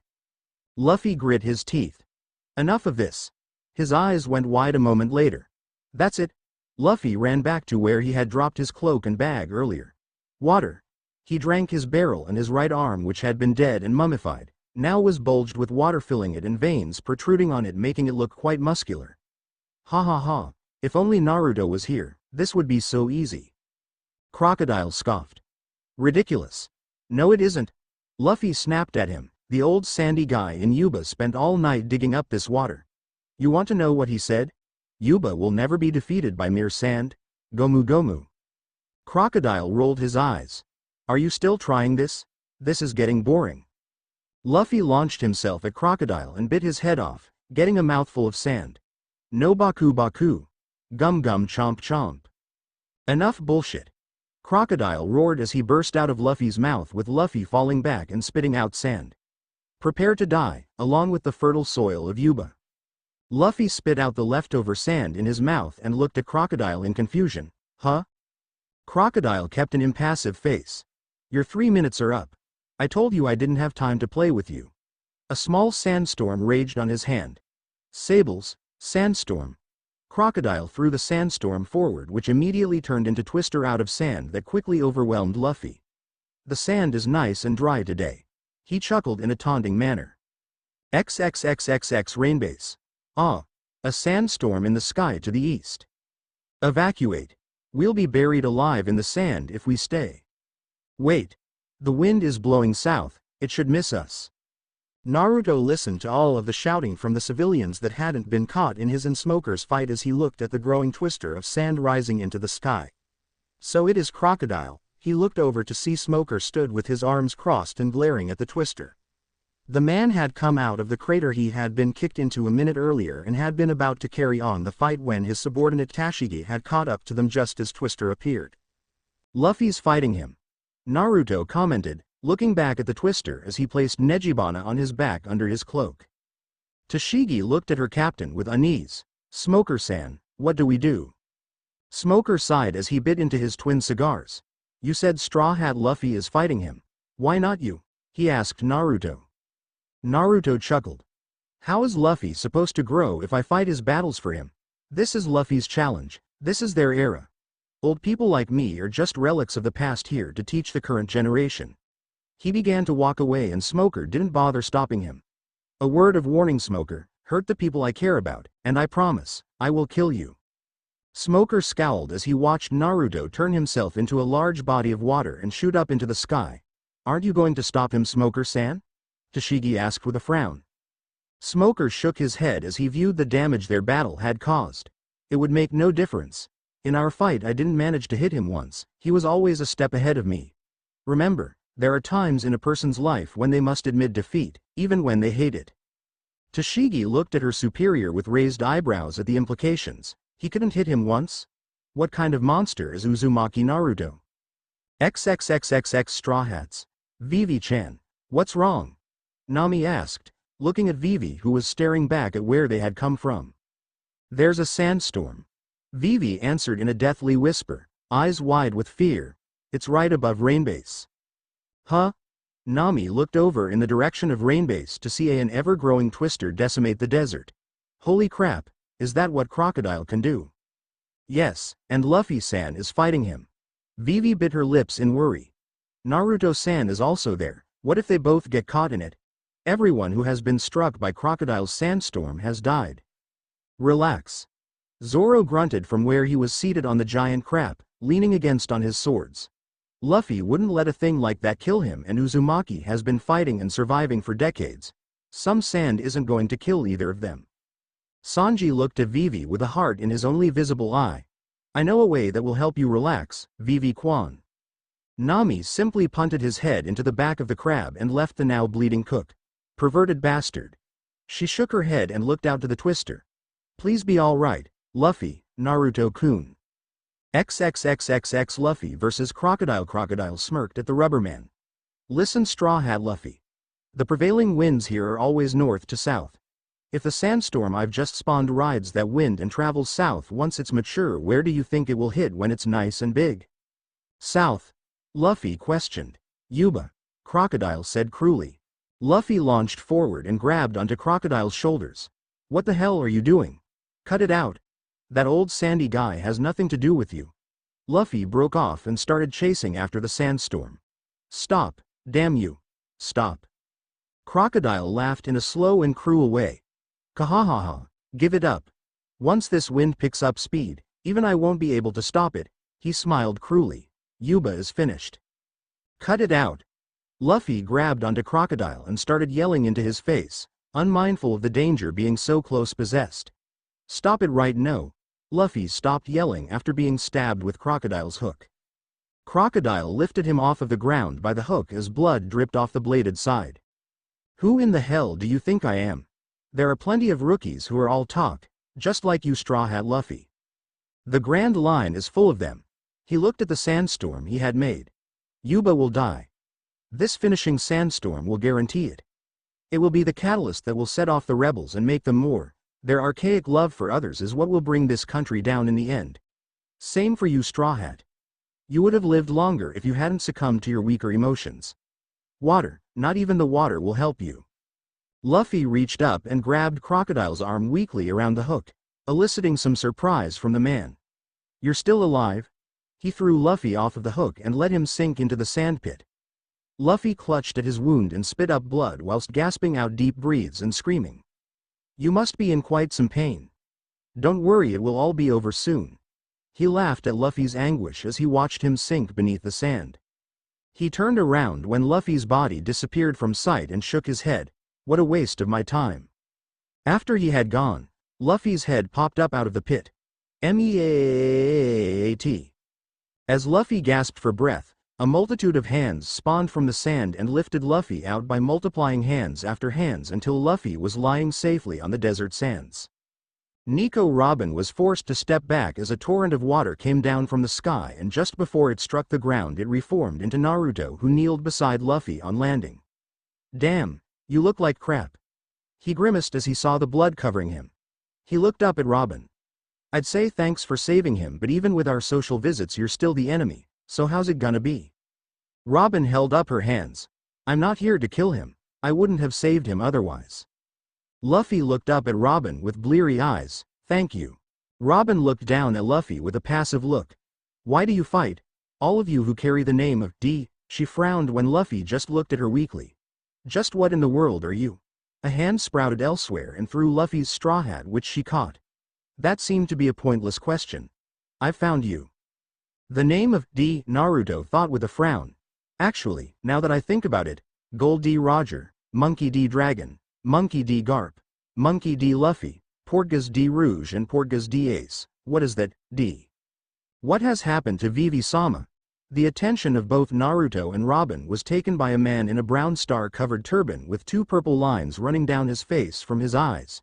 He wore a long white robe with brown stars on it. Robin smirked upon seeing him coming towards them. Oh, you're awake. Pell limped towards them with his sword in his hand. Now that I understand the nature of your powers, I will not be defeated as easily as before. Robin laughed softly and started walking away. Oh, stop it. Don't get yourself any more injured than you already are. You arrived with perfect timing actually. Why don't you save that boy? He's the brave and gallant knight that escorted your princess safely here. The princess is fine. She is currently on her way to Alubarna at the moment. I don't know what will happen, but you know the state that this country is in. Robin turned to Naruto as she arrived at her animal. I hope we meet again on better circumstances, Uzumaki Naruto.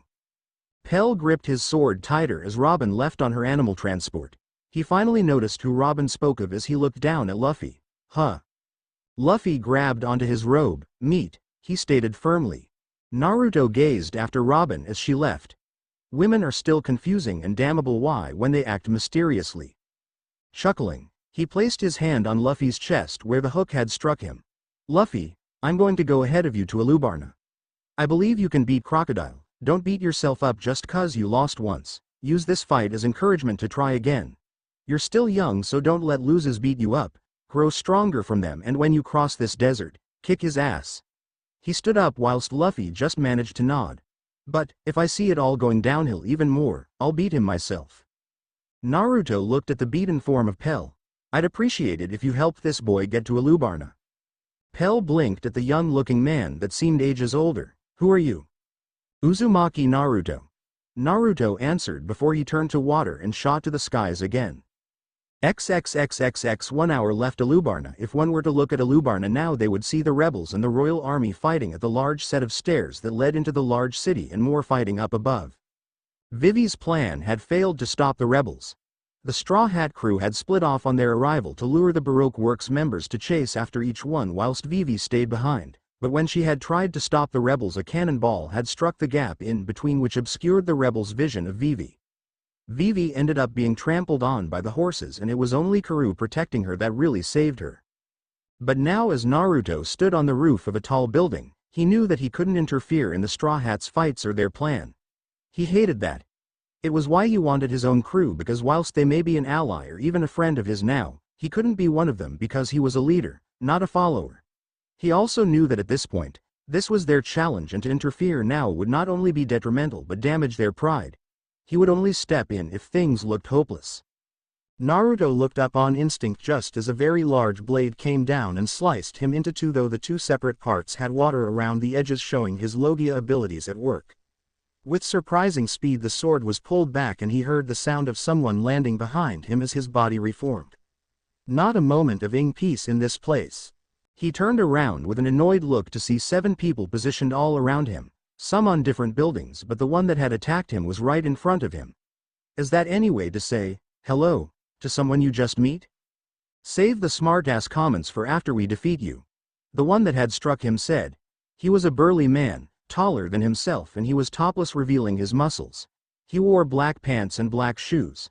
His hair was black and had 5 stripes of hair from his forehead to the back of his head, with the rest of his being bald. In his right hand he held a massive claymore sword that would usually be used with 2 hands. His face held a stone-cold look.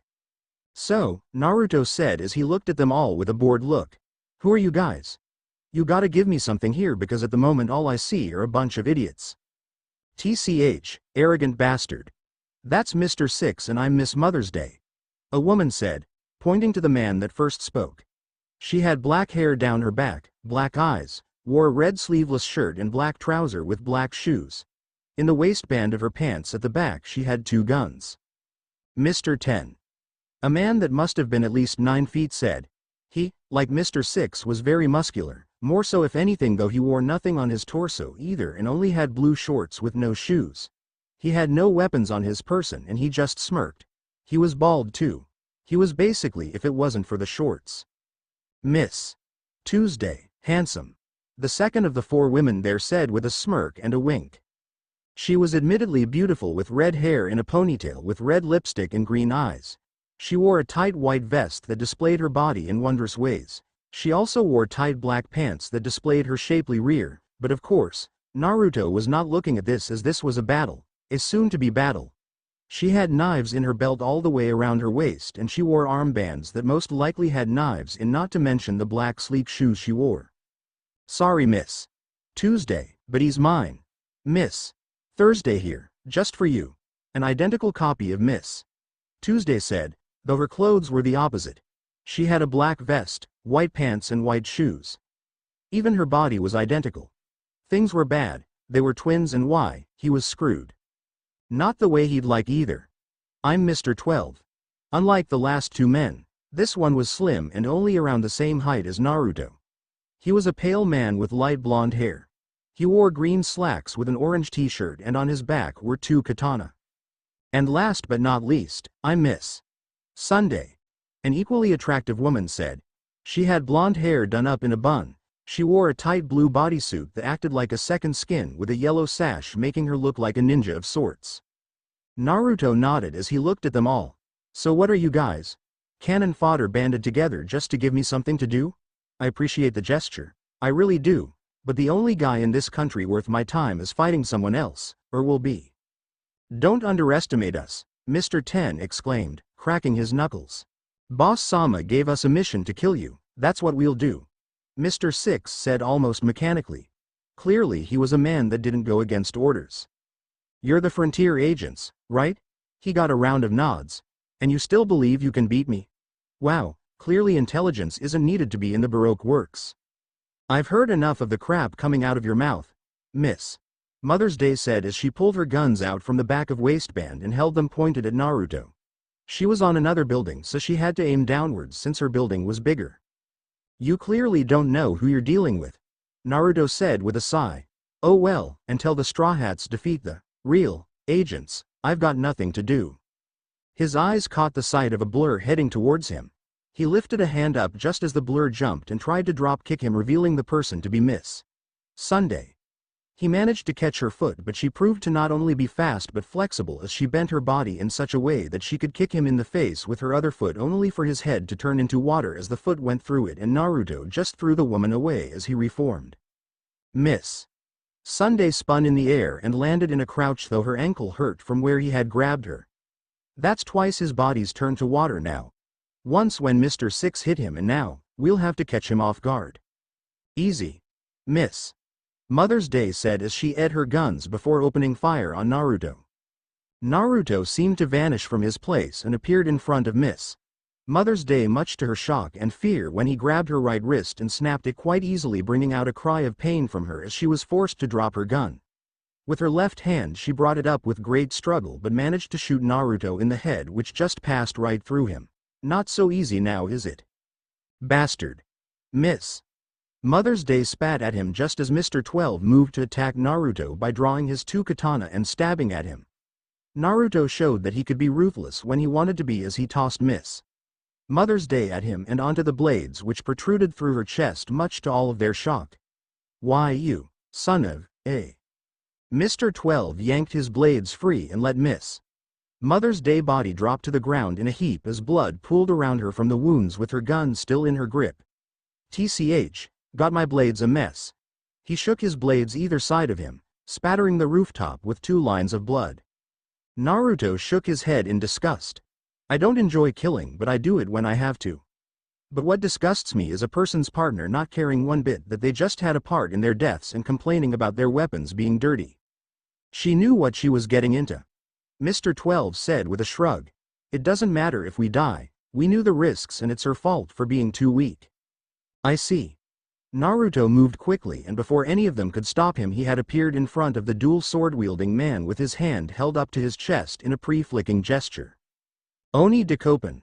Oni head poke. The flick that came should be impossible by any standards, as an invisible force struck Mr. 12 in the chest and blew a hole through the man, with the same invisible force striking a building behind him and blowing it up on contact. Enjoy hell. Mr. 12 dropped his swords just before he fell back as Naruto poked him in the forehead. He died a moment later. What the was that? Miss Tuesday shouted, confused and scared at how a man could flick at someone and blow a hole through them. Sis, I think the question is who the is this guy? Miss Thursday voiced her own question.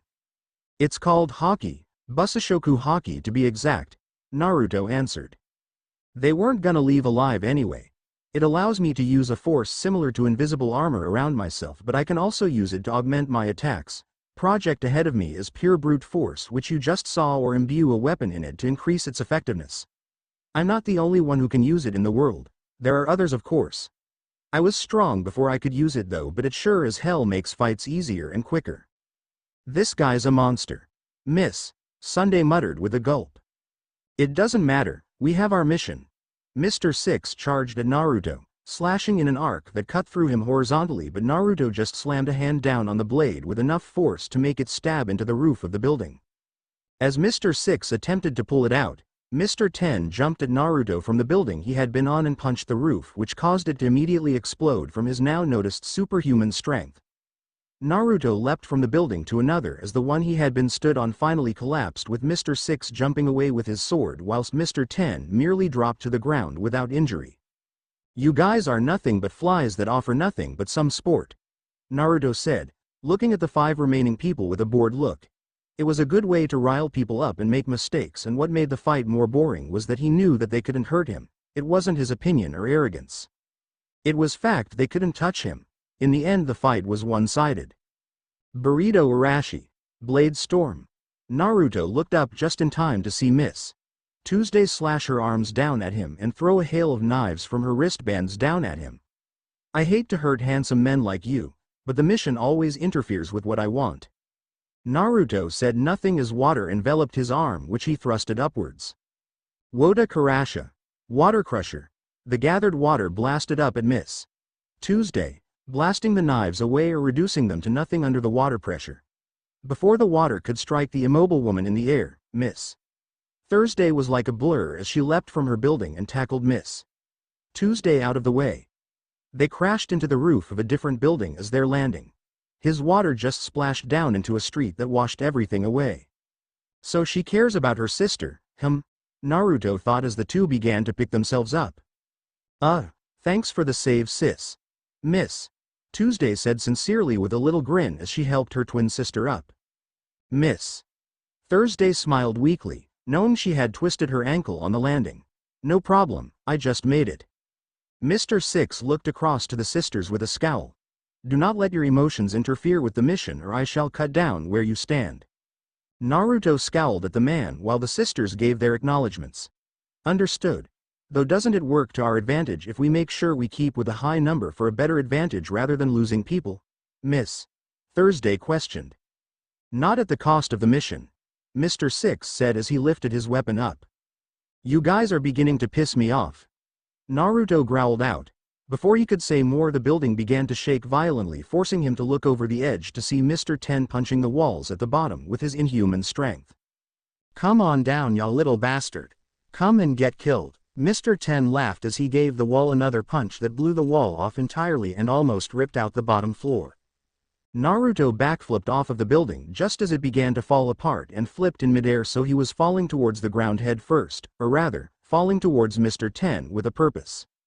Mr. Ten looked up just to see Naruto soar down towards him and lifted his hand up with his hands open to grab the blonde with a grin that made it look like he had already won. As Naruto got closer, he tore his cloak and threw at the burly man to distract him for a moment as he flew down and blew the cloak away from the speed and slammed his fists into Mr. Ten's open palms, which caused the man to go wide-eyed as he felt his hands just snap. Naruto smirked as he used his strength to push Mr. Ten on his back, which caused the ground to tremble under the force used. Crouching down on Mr. Ten, he placed his feet on the man's stomach and pushed off before coming back down with his hands in position to punch the currently gasping man. Ryokan, Thunder King Fist. Naruto's hands became nothing more than a blur as he decimated the man with savage and an uncountable number of rapid-fire punches, and considering his strength, no one wanted to be Mr. Ten at this point. Dust and rock was blown from Naruto's position as he kept punching away, causing fissures to run along the sandy streets and up nearby buildings until what seemed to be the last punch sent a shockwave through the area and blew away the street beneath him and the buildings around him, forcing the remaining Baroque Works member to jump away with haste. When the large smoke cloud that had gathered blew away in the wind, it revealed Naruto standing up in a large crater, 10 feet into the ground with a large diameter that still had cracks running from the edge. Behind Naruto was the bloody, beaten and frankly squashed body of Mr. Ten. His bones looked as if they had been smashed to bits, his face was unrecognizable and blood surrounded him, most likely all of his blood. The way Naruto stood with his head down, his long waistcoat blowing in the wind, his longer hair being ruffled, he looked pretty fearsome, especially with the blood dripping from his knuckles that was clearly not his own. His black cloak was long gone now though, so he couldn't hide his appearance from anyone else anymore. Unless of course he got another, but he couldn't do that right now. What on earth is this man? Miss Tuesday gulped in fear as her sister and her stood close by on top of the remains of the building they had been on before Naruto's pure strength had sent a shockwave that destroyed it. Don't forget what we have to do. Naruto heard the faint noise of swords scraping along the ground as Miss Sunday ran at him with Mr. 12's fallen katana that she had picked up, since whilst she was extremely fast, she lacked any real weapons. Plus Mr. 12 wasn't using them where he was now. She dragged the two blades along the ground as she blew past the other three members of the Baroque Works and gave a great leap into the sky before spinning downwards at Naruto like a buzz saw as the katanas vibrated through the air. Naruto moved fast once again as she came closer. His hand shot up and he somehow managed to grab one of the blades, stopping Miss Sunday's attack altogether as she just hung there looking down at him with wide eyes at having been stopped at the speed she was going. There wasn't even blood on his hand from where he had grabbed the sword. Too slow. His right fist showed up and he struck the woman in the stomach. Ikatsu. Single bone. As soon as his fist connected, the only sounds were of bones being smashed in as Miss Sunday spat out globs of blood before the full force of his punch blasted her out of the air and down the street, where she crashed into the ground and kept on rolling before coming to a complete stop, unmoving. With the amount of bones having been broken, it would be very difficult for her to survive. Mr. Six, who had been judging Naruto's strength, frowned as he saw what a single punch had done to Miss Sunday, not to mention the utter destruction around them from his rapid-fire punches earlier. He looked over to the somewhat nervous twins. This is no time to be afraid. Letting your emotions get in the way will only put you in the way. If that is the case, allow me to kill you now. So this is how you guys work, huh? Naruto asked, looking at the last three opposite him. What hope do you have, honestly? I've killed 4 of you already without using my weapons or my powerful techniques. All you are here for is to keep me busy while everyone else fights because your boss doesn't want me to stop his plans. Miss Thursday swallowed at that as she felt fear grip her from the cold hard fact that either way, her sister and her would be getting killed. Against any ordinary opponent they would have flirted with him, knowing twins were a weakness to many men, no matter what control they had over themselves, and then they would be able to kill them. But with this man, they would be lucky if having with each other would stop the man from killing them. Miss Tuesday must have thought along the same lines as she also shivered in some fear. They weren't used to this. Hell, they were only the frontier agents. Fighting someone like the one in front of them was nothing but suicide. WES surrender. Naruto looked at the 2 tightly clad women with a raised eyebrow. They didn't look like bad people, but looks could be deceiving. What? Mr. Six looked at them with the same mechanical expression. Clearly he was born to be someone's worthless cowards. Miss Tuesday gulped again from the attention. I said we surrender. Naruto sighed. And how'd I know you mean that? How'd I know you won't just go and attack one of my friends? We promise. Miss Thursday spoke this time. We just want to live, we don't want this life. All we ever wanted was to be a part of something, and when we got offered this because of what we could do, we took it. I see. Naruto said after a moment. Mr. Six did not like that this show of betrayal to Baroque works and shot towards the twin with the intention of cutting them down with his large sword. The twins both froze up when the clearly stronger man came at them, and whilst they both knew they could possibly dodge him with their own speed and reflex, they doubted they would get far.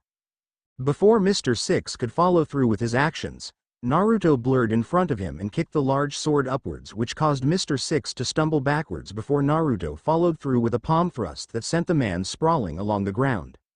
He glanced back at the twins. Get out of here now. I'm giving you one chance, so don't waste it. I've lived a long time to be able to read people, and I can tell that you're not lying, so just get going. Make a real life for yourselves and be happy. Miss Tuesday and Miss Thursday didn't need to say anything but nod their thanks before turning tail and running away. Where they went, Naruto didn't know, and right now he had other priorities than to worry about where they went. Mr. Six stood up from he had stopped with the help of his sword. He looked across the somewhat long distance he had been thrown to see Naruto stood with his arms crossed, his face set to stone. Clearly when he was in a fight he stopped his joking around. Or he could just be pissed. No matter where those two run, Baroque works will hunt them down and kill them. Naruto laughed slightly as he uncrossed his arms to straighten his waistcoat and brush some dust of his bare chest. You speak as if Baroque works will still exist after today. The Straw Hats are kicking your comrades' asses as we speak. That goes for Crocodile's ass too. Mr. Six's eyebrows rose in surprise, the first sign of true emotions. Crocodile of the Shichibukai? He's our boss? Naruto laughed at that, more out of humor than anything. You've been following someone's orders and you didn't even know whose. Yep, yours all right if he's got you wrapped around his finger like this. He shook his head. You know what? I've had enough with all of this time wasting. I'll just do this. Now that he didn't have his cloak on, he was much faster when pulled blue rose from its holster and fired. It happened in the span of 1 second. Surprisingly, Mr. Six showed he was fast as he already had his sword up for blocking a bullet. He didn't account for the fact that Blue Rose fired 2 bullets and that they weren't normal. So when both bullets pierced the sword cleanly and struck his body, blowing his innards out and dropped to the ground dead with a stunned look on his face, Naruto turned away from the gory sight and holstered his gun. He looked around the destroyed area and shook his head. Everyone else is fighting. I better see what the situation is like with Vivi. Robin-chan will betray Crocodile for the poneglyph, so she might have already started to move. If I know her as well as I think I do, then she'll probably go after the king, and in order to make him do what she wants she'll use Vivi. He sighed as he thought of Robin. She deserves more, I only hope she finds it. After what happened to her home I can't blame her for closing people off, but it just leads to a life of loneliness, I know that firsthand. With another sigh he began to make his way to the king's palace. XXXXX King's Palace. Koza. Vivi was forced to sit back and watch as her childhood friend and ironically the leader of the rebel forces, Koza, was cut down as he stood between the rebel and imperial forces, pleading for them to stop fighting. This obviously was the catalyst that led to the outraged rebels to begin the battle against the king's forces despite the fact that he had been trying to stop them. Clearly their anger only needed a single spark to ignite it. Vivi tried yelling for them both to stop the rebellion, for it was all just trickery by Crocodile, but the man in question had conjured a sandstorm to drown out her voice amidst the chaos of battle. So here she was, forced to watch from her perch at King's Palace with tears flowing freely as men and women were cut down fighting for nothing. Please stop. Nico Robin stood nearby, a captive King Cobra, watching the events unfolding without a care in the world. It's such a shame your voice won't reach them over this sandstorm. Such a lively battle, isn't it, little girl? Cobra saw Crocodile walking closer to Vivi, who was still too sidetracked by watching her people fight and fought against his restraints to protect his precious daughter. Get away from him, Vivi. Run. She stood up to face him instead of running away as instructed, either out of bravery or she knew running would be pointless. This sandstorm, as you're doing? All she received was an arrogant smirk. As long as I can stop the cannon in 15 minutes, I can reduce the amount of casualties. Crocodile's smirk faded into just gritting his teeth against his cigar. You can stop the uprising this way, you can stop the uprising that way. He reached out before she could blink and wrapped his hand around her neck. Wake up, princess. Your dream isn't realistic and this is reality. Dreams are only something that the powerful can bring into reality. Tears started spilling from Vivi's eyes. Even if it's not realistic, I don't care. I will save this country. I'm its princess, it's my home, and I'll do anything to make this our home again. Cobra stared at his daughter with worry and pride, all mixed into one. Vivi. Crocodile merely rolled his eyes. 15 minutes until the cannon fires. The reinforcements for the rebellion will be arriving soon. Your fate is sealed along with the blast area. He held Vivi out over the edge of their elevated position. If you had told the loyalists about the blast, you would have caused chaos, but you would have saved thousands of lives. Stop it, Crocodile. Stop it now, King Cobra roared from his area in captivity. You thought you could save everyone? Crocodile chuckled. How naive. So in the end, you lead everyone to their deaths. From now on no one will know any better. You worked for Baroque Works for 2 years and for that I thank you, but in the end you never had a choice at all. Whether saving the country or rebelling. Whichever boring ideals you to stand by, either one would have always resulted in more death. So let me tell you, you cannot save this country. With that he dropped Vivi over the edge. Vivi. No. Cobra yelled in fright as his daughter disappeared from sight. Vivi closed her eyes as she fell, waiting for the hard impact of the ground, but instead all she felt was a soft impact before the wind began to push against her face. Opening one eye in wonder of what was going on, she found herself somehow climbing higher to the sky. That wasn't what caused her to blink in shock though. And Naruto-san. Indeed, it was Naruto that had caught her mid-fall and was currently flying back up with his legs transformed as water. Fancy meeting you here, Vivi-hime. Naruto grinned down at her as they appeared just above the ledge of where she had been thrown from to face the amazed eyes of Cobra, Robin and angered ones of Crocodile. Poseidon, Crocodile growled out, almost biting into his cigar all the way out of anger. Cobra merely gawked at the blonde as he landed on the ledge with reformed legs. Uzumaki, Naruto? He whispered in shock. Robin smirked to herself as she looked Naruto over. Now that he wasn't wearing a cloak, she was able to get a good view of his muscled body and she liked what she saw. So you made it here. I didn't expect the frontier agents to slow you down. What will you do now, Uzumaki Naruto? Naruto let Vivi down with ease, though he made sure to stand just a bit in front of her as Crocodile was just some feet away from him. I made it just in time to save Vivi-hime here. The cannon fodder you sent after me to delay me would have worked if I was as weak as them.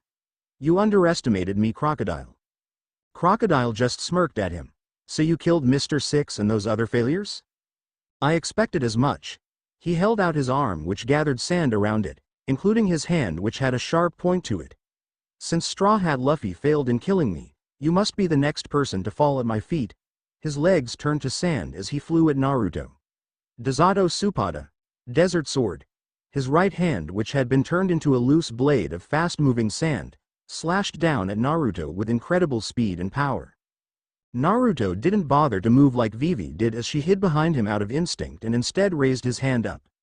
A flash of energy left his hand and materialized into a mirror inches from his hand. when the blade of sand struck the mirror. Nothing happened. Crocodile stared with furrowed brows as his blade of sand did nothing but push against the mirror without leaving a mark. All he felt as he continued to push against the mirror was an incredible resistance coming from it, as if his hand was being repelled from even touching it. Impossible. My Dazato Supada has never blocked before. What is this? Naruto smirked up at him as he kept his hand in place. I don't really feel like telling you why such a weak attack won't break through my own. Crocodile let his hand return to normal and drifted back to where he once stood, reforming his legs. And to answer your first question, I'm not here to fight you, he is. They all looked up as Naruto pointed to the sky. Crocodile. Damn. The shout from the sky of a voice that he thought he had finished off caused Crocodile to grit his teeth. Straw Hat Luffy. That kid. Luffy was riding on a massive falcon, coming right towards the palace. He took his time. Naruto chuckled before he turned to Vivi and grabbed her around the waist with one arm. Come on, this isn't our place right now. With his arm around Vivi, he stepped off the raised landing without a care. Kaya! Vivi screamed as they fell, clutching onto Naruto as the wind blasted her face and blew her hair back. When they touched ground, Naruto bent his knees to land safely and almost laughed when he saw Vivi curled up around his arm. We're on ground now, Vivi-hun. You can open. Smack. Don't do that again. Vivi screamed at him as she nursed her now sore hand. Why didn't you turn into water? Naruto rubbed the back of his head, surprised at how hard she struck him. I can choose when to turn my body into water or not an ow. Where the hell did you learn to hit like that? This is not the time for messing about, Vivi exclaimed, her lip trembling with worry, which made Naruto to turn serious as she looked down. The palace is going to be bombed, there isn't any time left. Everyone is going to die and no one can even hear my voice. If this continues, then the country will.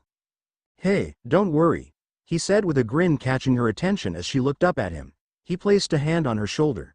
Luffy won't let Crocodile win. And everyone heard your voice. The Straw Hats won't let anyone blow up your home or hurt your people. Ah. Naruto and Vivi turned to see Chopper staring at them with a dropped jaw. Luffy is still alive. Tony-kun. Vivi exclaimed with shock and happiness. Naruto grinned at the tiny reindeer and jabbed a thumb up towards the palace. He's alive and about to kick Crocodile's ass. Usopp was bandaged like a mummy from his injuries as he came up behind Chopper with watery eyes. See? I knew it. Sanji shook his head as he walked up too. Cigarette in his mouth, like everything was fine. Yeah, right. Is that the face of someone who knew it? Usopp. Sanji. Vivi exclaimed as they all began to gather. Hey, Vivi? Why are you all banged up like that? They all turned to see Nami wailing over to them with a grin which turned into a scowl as she looked at Usopp. Usopp? Nami roared as she hit him in the back with her new clean-attacked staff. Nami. Vivi exclaimed in joy, ignoring Usopp's pitiful cries. Mr. Bushido, everyone's here. Who asked you to make me a damn party toy? She dropped a heavily wounded Zoro who stood angrily as if to attack her. Oh, whatever, you can walk just fine. Usopp looked at her weakly and quite pitifully, considering he was just a body of bandages. But it worked just fine, didn't it? Nami pointed at him with narrowed eyes. I'll kick your ass later. Well then, Naruto said, getting their attention. Since you're all here, there's no need for me to stick around any longer. He looked back up where he could see Luffy at the edge whilst Pell flew down in his falcon form. You guys have a mission to do. Don't back down no matter what the situation is, Vivi. Soon, this country will be just like it once was. Wait. Nami called just before Naruto could fly up. Is this it? Will we see you again? What? You're leaving now? Usopp exclaimed before Zoro clamped a hand over his mouth. Naruto sighed as he looked back at them just as Pell landed next to Vivi. This isn't any sort of goodbye, but from here it's probably the last time we'll see each other for a while. You guys have your own journey to take.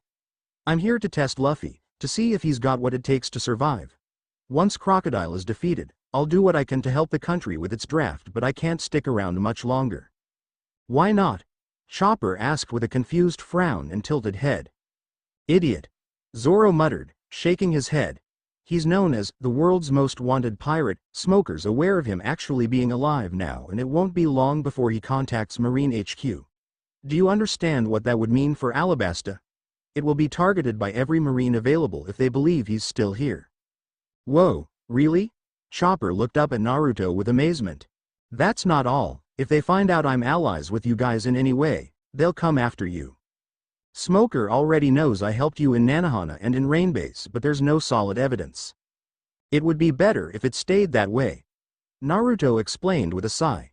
To the Marines, I'm too dangerous to let wander the earth. Since my time, many years ago, the Marines have gotten much stronger, and if I want to make a name for myself again and go after One Piece myself, I need to find my own crew.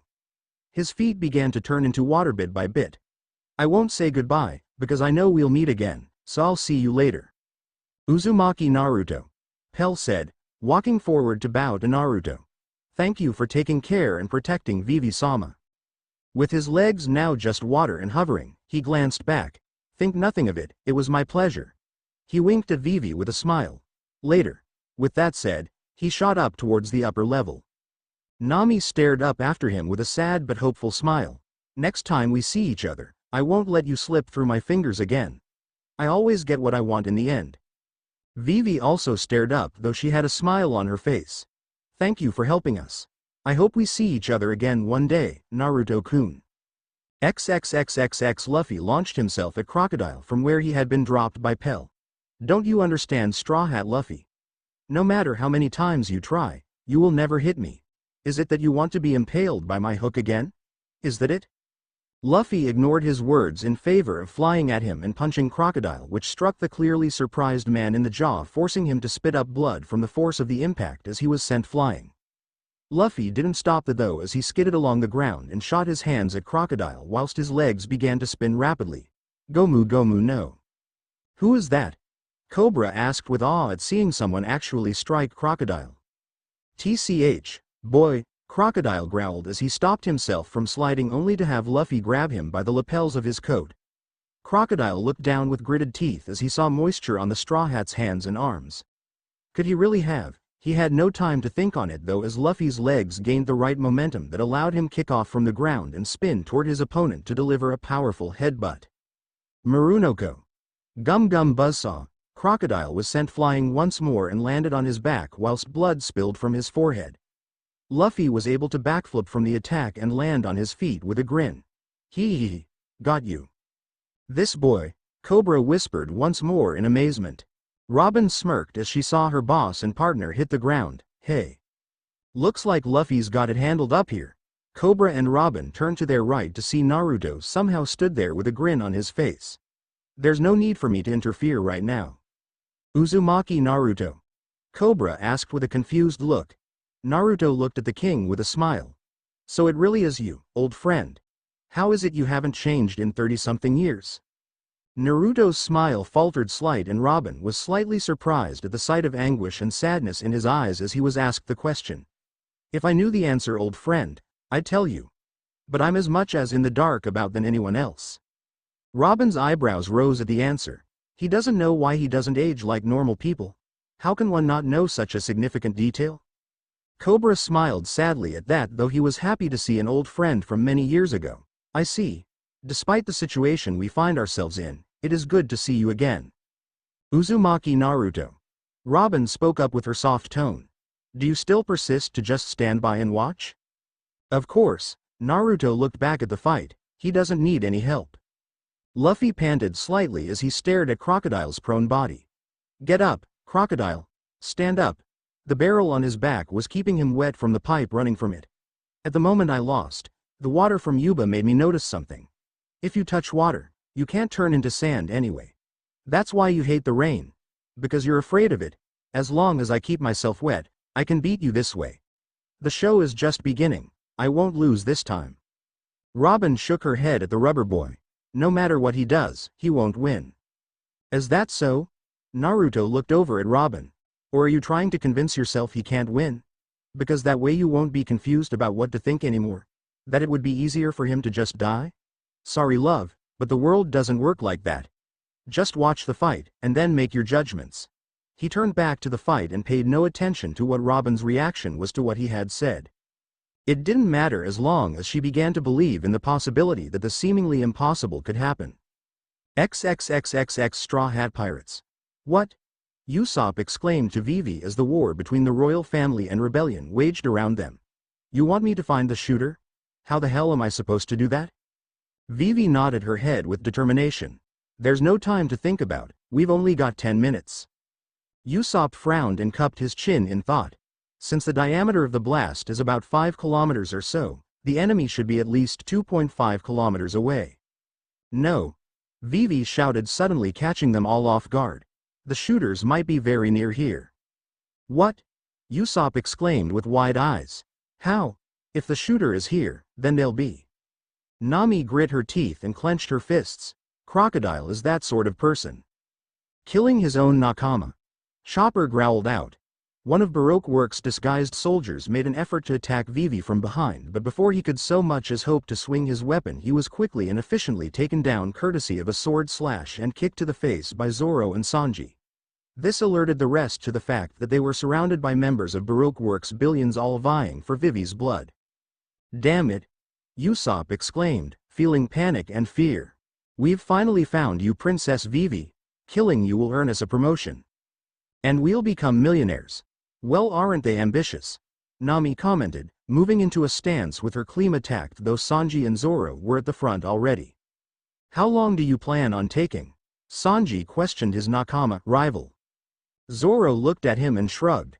We have to make every second count. 2 seconds.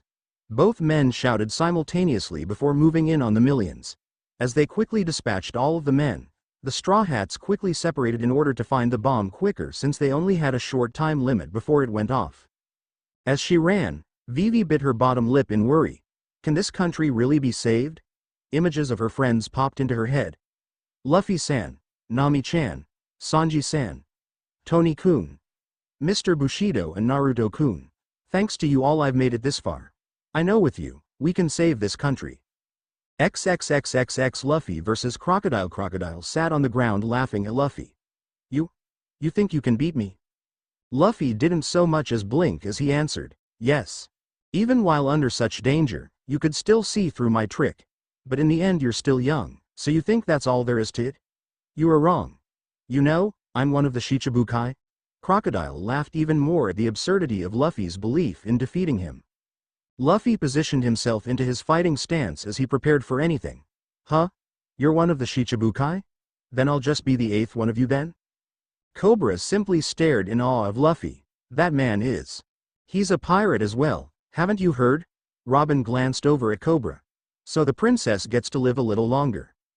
So it's him, he's the one who brought back Vivi? Cobra questioned. Naruto smirked as he glanced at them, and then Luffy, doesn't he remind you of someone? HM. Cobra had to chuckle at irony of it all as he looked at his old friend. I can see what you mean. The same was once said about you, however, despite you being rivals. Robin listened in with interest, becoming more intrigued. Rogers and my time is over. We're only here to build a path for their era to take over. He smirked though. But that doesn't mean I'll allow Luffy to become Pirate King without any competition. I see. Was all Cobra said as they returned their attention to the fight, and though he was currently pinned to the wall as a prisoner, he was still happy to see an old friend. Gomu no Barretto. Gum bullet. Luffy stretched one arm far behind him, then snapped it back to deliver a short distance, one-fisted powerful blow at Crocodile's face. Crocodile merely moved his head to the side to avoid the blow. Attacks of this kind are too easy to dodge. He grabbed onto Luffy's arm. Is your hand wet now? Don't forget that I can absorb water too, he said as he began sucking the extra water out of Luffy's arm. It's over. Almost forgot he had that ability. Luffy dashed at Crocodile and launched a kick which stretched his leg across the distance that only ended with his foot going through Crocodile's head as he partially turned into his element. As he flew through Crocodile's body, he took deep gulps from the pump attached to the barrel on his back. In our earlier fight, you said by using the devil fruit powers in different ways you can become stronger. He poured more water onto himself before he launched another long punch at Crocodile before he sent both fists at Crocodile. Gomu no Gacharingu. Gum Gatling. Luffy used his stretching ability to bring his fists forward repeatedly in a blurry, rapid barrage of strong punches that created the illusion of him having multiple arms, making an almost unreadable pattern. almost meaning that Crocodile was able to narrowly dodge each strike before jumping backwards to avoid it altogether. Sneaky, he dragged his prominent hook across the ground to stop his movement as sand gathered around his only hand. Desato Supada, Desert Sword. He sent a blade of sand through the ground at Luffy. This attack again. Luffy jumped to the side, just the large blade cut the ground all the way through to the edge and blew off part of the edge. He panted as he looked down the large crevice the attack had made. Phew, that was dangerous. Luffy pulled his fist back at the last second and rushed at Crocodile. Repeating your attacks is getting. Crocodile was stopped from speaking when Luffy backhanded him in the face unexpectedly. I've been planning this from the start, he shouted as he took the water barrel from his back and aimed the hose at Crocodile and sprayed him. To get you soaked. Of course you did, Crocodile said while forming a whirlwind of sand in his palm. Sables, sandstorm. Crocodile threw the whirlwind of sand at Luffy, which blew both the Devil Fruit Eater and the barrel away. Luffy caught sight of his water barrel falling towards the ground and stretched his arms out to catch it. Ah! Water barrel, water barrel. Luffy caught his barrel before it could smash on the ground, landing on the edge of the castle walls. Phew. Crocodile laughed as he stood back up. Kahahaha, you're really into this fight, aren't you, Straw Hat? If you lose your barrel of water, then you're out of tricks. Kahahaha, if that's the case, then how are you any different from the last time I trashed you? Luffy looked down to his side at his barrel before glaring at Crocodile. You're right, it wouldn't be any different. Luffy pulled the pump off the barrel and chugged all of the water from it before smashing it onto the ground. Then how about this? If it's like this, I'm different from the last time. Crocodile looked at him with an expression displaying his disbelief. You're not serious. Luffy, having drunk all of the water in the barrel, had his stomach expand to the point that he looked like a large balloon. Water, Luffy. With a noise similar to a hole being popped in a balloon. Water started coming out of Luffy's belly button. Oh no, I'm leaking. Naruto raised both eyebrows at the sight. Man, I'm glad my devil fruit doesn't do that to me. I don't think I'd be able to show myself in public. Robin giggled quietly into her hand at the sight of Luffy. He sure is something, isn't he? Crocodile simply stared as Luffy panicked at his leaking water. Is this kid serious? His fist clenched at his side. Doesn't he understand the situation? Does this kid think he can really underestimate me or something? His eyes seemed to glow with his anger as his veins sprouted around his forehead and eyes. You goddamn kid. What the hell are you joking about? In response, Luffy squeezed his stomach, pushing water up through his throat and spat a sphere of water out at Crocodile's face, which drenched the man completely, paralyzing his body from any movement. Who's kidding? Crocodile grit his teeth at Luffy. Damn that Straw Hat, my body won't move. I'm always serious. Luffy stretched both his arms far back and then hurled them forward, striking Crocodile with both instantaneously with a double open palm strike. Gomu Gomu no Bazooka. Gum Gum Bazooka. As soon as he struck Crocodile, Luffy was blown back slightly since he was just a water balloon at this point, whilst Crocodile was blasted into a wall that began to crumble down on them. Hey, how's that, Crocodile? This all seems so hard to believe, Cobra said as he watched Luffy knock Crocodile into a wall. He gritted his teeth a moment later, though, as the spikes pinning him to the wall were pulled out courtesy of Robin using her powers to remove them. Right now isn't the time to appreciate it just yet, King Cobra, she said, dropping the spikes to the ground. You should hurry up and take me to the place where the true history is written. Cobra looked at Robin with the only glare he could muster in his state. Why do you want to see such a thing? What are you planning? Robin's face expression lost all of her amusement or humor as she looked down at Cobra with a steely gaze. With her powers, she grew extra hands around Cobra's body and manipulated them to place him in a painful yet successful submission hold. It doesn't matter to you. Just take me there. She smirked at Luffy as he looked over at them. It looks like your luck is about to run out.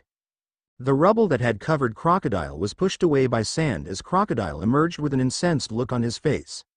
Hurry up, Nico Robin. If you don't want to be drained to nothing but bones.